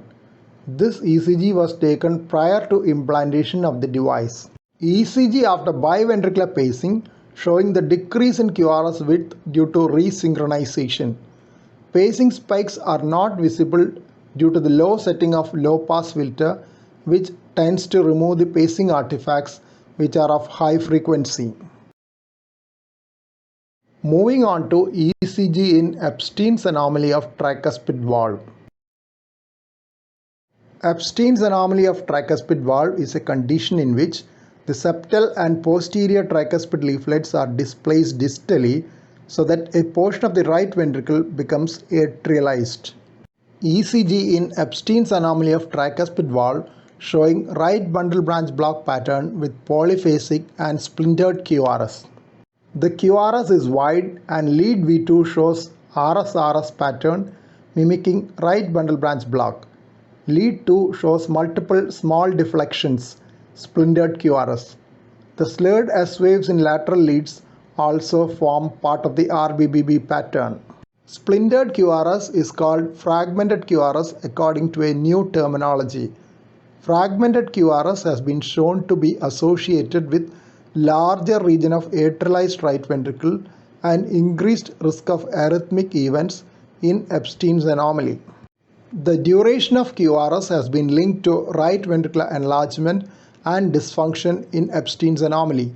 A larger atrialized right ventricular volume has been noted in these cases. As a corollary, those with near normal ECG would have mild morphological abnormalities and a better clinical profile. Epstein's anomaly may be associated with right-sided accessory pathway in ventricular pre-excitation, WPW syndrome, with or without atrioventricular reentrant tachycardia. Multiple accessory pathways can occur and radiofrequency catheter ablation is effective, though sometimes challenging. Tall P waves due to gross right atrial enlargement in Epstein's anomaly have been called Himalayan P waves, though not seen in the ECG illustrated here. Moving on to Wolff-Parkinson-White WPW syndrome and other accessory pathway. WPW syndrome results from pre-excitation of the ventricles through AV bypass tracts or accessory pathways. Accessory pathways are muscle bundles which connect the atria to the ventricles electrically across the mitral or tricuspid annuli or through the septum, crossing the atrioventricular insulation provided by the fibrous skeleton of the heart. Pre-excitation occurs because the impulses reach the ventricle, avoiding the physiological delay in the AV node. This produces shortening of the PR interval and an equal widening of the QRS complex with a slurred initial wave called as the delta wave. As a general rule, the delta wave points away from the site of insertion of the accessory pathway into the ventricle as the initial conduction proceeds away from that site. Hence, a positive delta in V1 indicates a left-sided accessory pathway and a negative delta in V1 indicates a right-sided accessory pathway. When the pathway inserts in postseptal region, almost all the precordial leads show positive delta waves and inferior leads show a negative delta and QRS complex, overall resembling an infraposterior infarction. When the pathway inserts in the lateral wall of the left ventricle, the negative delta wave in lateral leads resembles a lateral wall myocardial infarction. Varying QRS width in WPW syndrome due to varying degrees of pre-excitation is known as concertina effect in WPW syndrome. The more the pre-excitation, the shorter the PR interval and wider the QRS duration. Features suggestive of WPW syndrome in this ECG are short PR interval and delta waves. In lead 1, delta wave is almost isoelectric and pre-excitation can be missed. Delta waves and QRS complexes are negative in AVR and AVL, while it is positive in all other leads. Since there is left atrial enlargement in this ECG belonging to a nonagenarian, there is every chance of development of atrial fibrillation. Accessory pathway localization. Left lateral pathway, as there is negative delta in AVL and V1 to V6 are positive. Repeat ECG after 3 days showing disappearance of pre-excitation. No pre-excitation is seen in this repeat ECG, meaning that there is no conduction through the accessory pathway. Initial deflection in lead 1 and AVL are positive. R by S in V1 is less than 1. This ECG has a superficial resemblance to left bundle branch block with tall slurred QRS complexes in lateral leads. The QS complexes in inferior leads mimic inferior wall myocardial infarction. Actually, it is a non-infarction Q wave or pseudo-infarction pattern. The PR interval is short and is immediately followed by the slurred initial portion of the QRS in lateral leads, which is the positive delta wave. These features are suggestive of ventricular pre-excitation as in WPW syndrome. The delta wave is negative in inferior leads and V1. The tall QRS in lateral leads also mimic left ventricular hypertrophy. Maheim fibers are a type of accessory pathways connecting the atria to the fascicular conduction system in the ventricles. Nodofascicular pathways have also been described. Maheim fibers have decremental conduction properties like the AV node. No delta wave is usually seen in sinus rhythm with Maheim fibers, though it is a form of pre-excitation. Maheim fibers do not conduct retrogradely. So, Maheim fiber tachycardia is always with wide QRS complexes, antidromic with LBBB pattern. The fibers are usually located around the tricuspid annulus. Typical Maheim fiber tachycardia has a left bundle branch block morphology with left axis deviation and a late precordial RS transition. Now we will move on to Brugada syndrome, an important cardiac channelopathy. Brugada syndrome is a genetic disorder characterized by right bundle branch block pattern with ST segment elevation and T wave inversion in right precordial leads. Life-threatening ventricular arrhythmias are the hallmark of Brugada syndrome. The disorder was described by Brugada brothers in 1992. First genetic abnormality detected was in sodium channel gene SCN5A. Later, several other genes have been implicated. Patients with Brugada syndrome may sometimes present with electrical storm. Drugs like quinidine and cilostazol have been useful in reducing the number of episodes of ventricular arrhythmia. Those with previous cardiac arrest, especially with a family history of sudden cardiac death, need to be protected by an implantable cardioverter defibrillator or ICD. Sometimes the classical Brugada pattern in the ECG may not be obvious and has to be brought out by flecainide challenge or challenged by other drugs. But challenge carries a risk of refractory ventricular fibrillation. Brugada syndrome ECG from one of our previous publications. In this ECG, there is Brugada-like pattern in anterior leads with a right bundle branch block pattern and an elevated ST segment. This is unlike the depressed ST segment in typical right bundle branch block. There is a leftward axis with RS complexes in leads 3 and AVF and a borderline PR interval of 200 milliseconds. Brugada-like ECGs have been described in various conditions with pathology in the region of right ventricular outflow tract like compression by a mass. Moving on to long and short QT syndromes. Long QT syndromes are a group of inherited arrhythmogenic disorders characterized by prolonged QT interval and life-threatening ventricular arrhythmias. The prevalence of long QT syndrome varies from 1 in 5,000 to 1 in 10,000 in various regions. The initially described syndromes were an autosomal dominant Romanov-Watt syndrome and the autosomal recessive Jervell-Lange-Nielsen syndrome. Now it is known that both are two ends of a spectrum, with homozygous individuals having deafness due to defective endolymph secretion in the middle ear, which is mediated by potassium channels. Most common varieties of LQTS are LQT1, LQT2 and LQT3. LQT1 contributes about 50%, LQT2 about 35 to 40% and LQT3 about 10 to 15%. The other variants are quite rare, with only few families being described.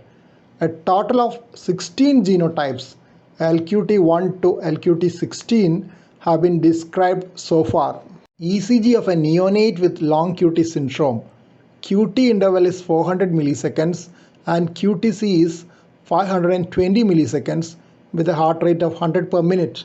The term concealed long QT syndrome is used to indicate individuals with genotype of long QT syndrome and a phenotype with normal QT interval.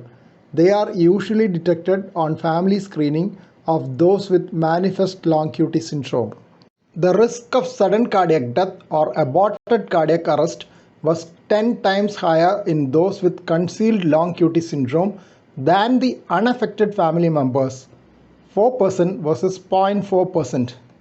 This was notwithstanding the finding that those with manifest long QT syndrome had a much higher risk of sudden cardiac death or aborted cardiac arrest at 15%. Congenital short QT syndrome is an inherited arrhythmic syndrome characterized by short QT interval and a propensity for life-threatening ventricular arrhythmias and atrial fibrillation. So far, 3 variants, SQT1, SQT2 and SQT3, have been described. Though medical therapy with quinidine can lengthen the QT interval, implantable cardioverter defibrillator is the only viable option for prevention of sudden cardiac death. Shortening of QT interval can occur in tachycardia, hypothermia and hypercalcemia. Digoxin can also shorten the QT interval. These should be excluded before considering a diagnosis of short QT syndrome. Moving on to some miscellaneous ECGs. Electrical alternance is a phenomenon seen on the electrocardiogram with alternation in the amplitude of QRS complexes. The term electrical alternance totalis is used when the amplitudes of all the waves P, QRS and T show alternating amplitude. Electrical alternance totalis is seen in cardiac tamponade and is thought to be due to the swinging movement of the heart within the pericardial cavity. Electrical alternance may sometimes be associated with its mechanical counterpart, pulsus alternans. ECG showing electrical alternance in pericardial effusion. Electrical alternance in pericardial effusion is due to swinging of the heart within the fluid-filled pericardial cavity. QRS amplitude is larger when the heart is in the direction of the ECG lead axis and shorter when the heart is away. Low voltage QRS complexes are noted with standard leads showing less than 5 mm of total QRS amplitude and chest leads showing less than 10 mm of QRS amplitude. QRS electrical alternance is very evident in lead V1 with alternate QRS complexes being smaller and larger. Close scrutiny shows similar changes in T wave amplitude as well. Alternance in P QRS and T wave amplitudes is sometimes called as total electrical alternance, which is considered as diagnostic of large pericardial effusion. Sequential frames of two-dimensional echocardiography from apical four-chamber view shows swinging of the heart to either side so that the amount of pericardial fluid on either side varies with time.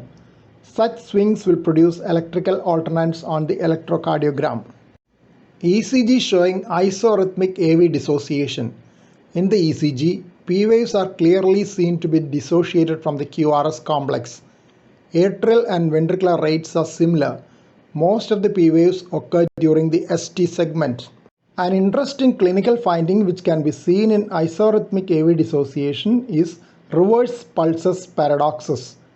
In reverse pulses paradoxes, the pulse volume decreases during expiration. Here the pulse volume increases in inspiration because of increase in sinus rate which causes AV synchrony. During expiration, sinus node slows down and junctional rhythm take over, producing AV asynchrony. In a newborn infant, T wave in V1 is upright at birth. It becomes inverted within 48 to 72 hours as the right ventricle becomes unloaded as the lung starts functioning. The T inversion seen in children in anterior leads V1 to V3 has been called juvenile T wave inversion. It persists for a variable period into adult life, more so in females, and has been called persistent juvenile T wave pattern. In adults, the important differential diagnoses for anterior T wave inversion are myocardial ischemia and arrhythmogenic right ventricular dysplasia.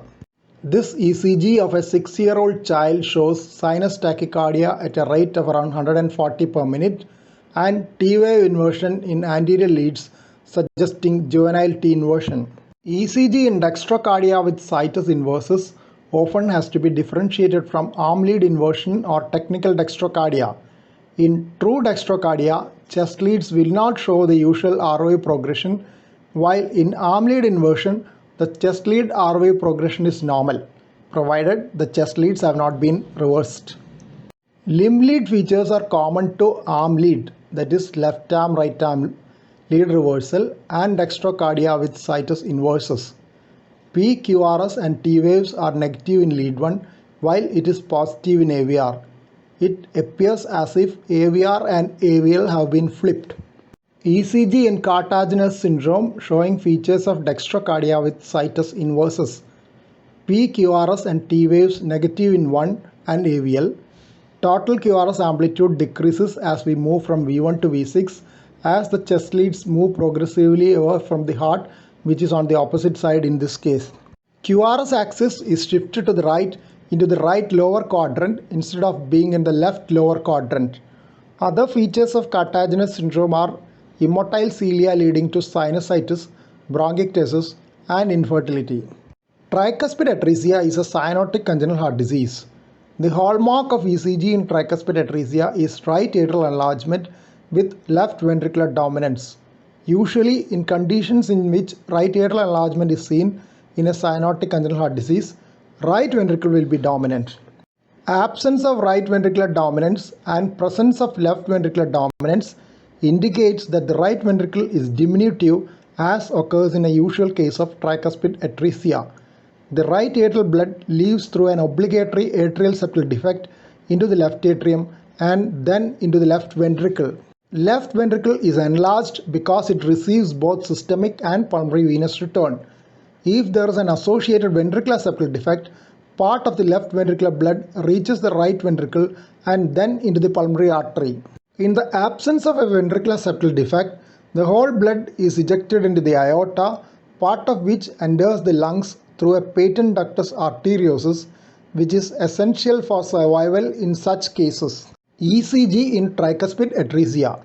Right atrial overload is manifest as tall P waves in lead 2, and left ventricular hypertrophy with strain pattern is seen in lateral leads with tall R waves, ST segment depression, and T wave inversion. The axis is leftward with predominantly negative QRS in leads 3 and AVF. The biphasic P wave in V1 with sharp atrial intrinsic arc deflection. The sharp downward deflection from the peak of the P wave to the trough of the P wave is a pseudo left atrial overload pattern seen in right atrial overload. In true left atrial overload, the atrial intrinsic arc deflection is more slanting, so that the negative component of the P wave is almost U-shaped rather than the V shape in this case. All these features together in a congenital cyanotic heart disease is characteristic of tricuspid atresia.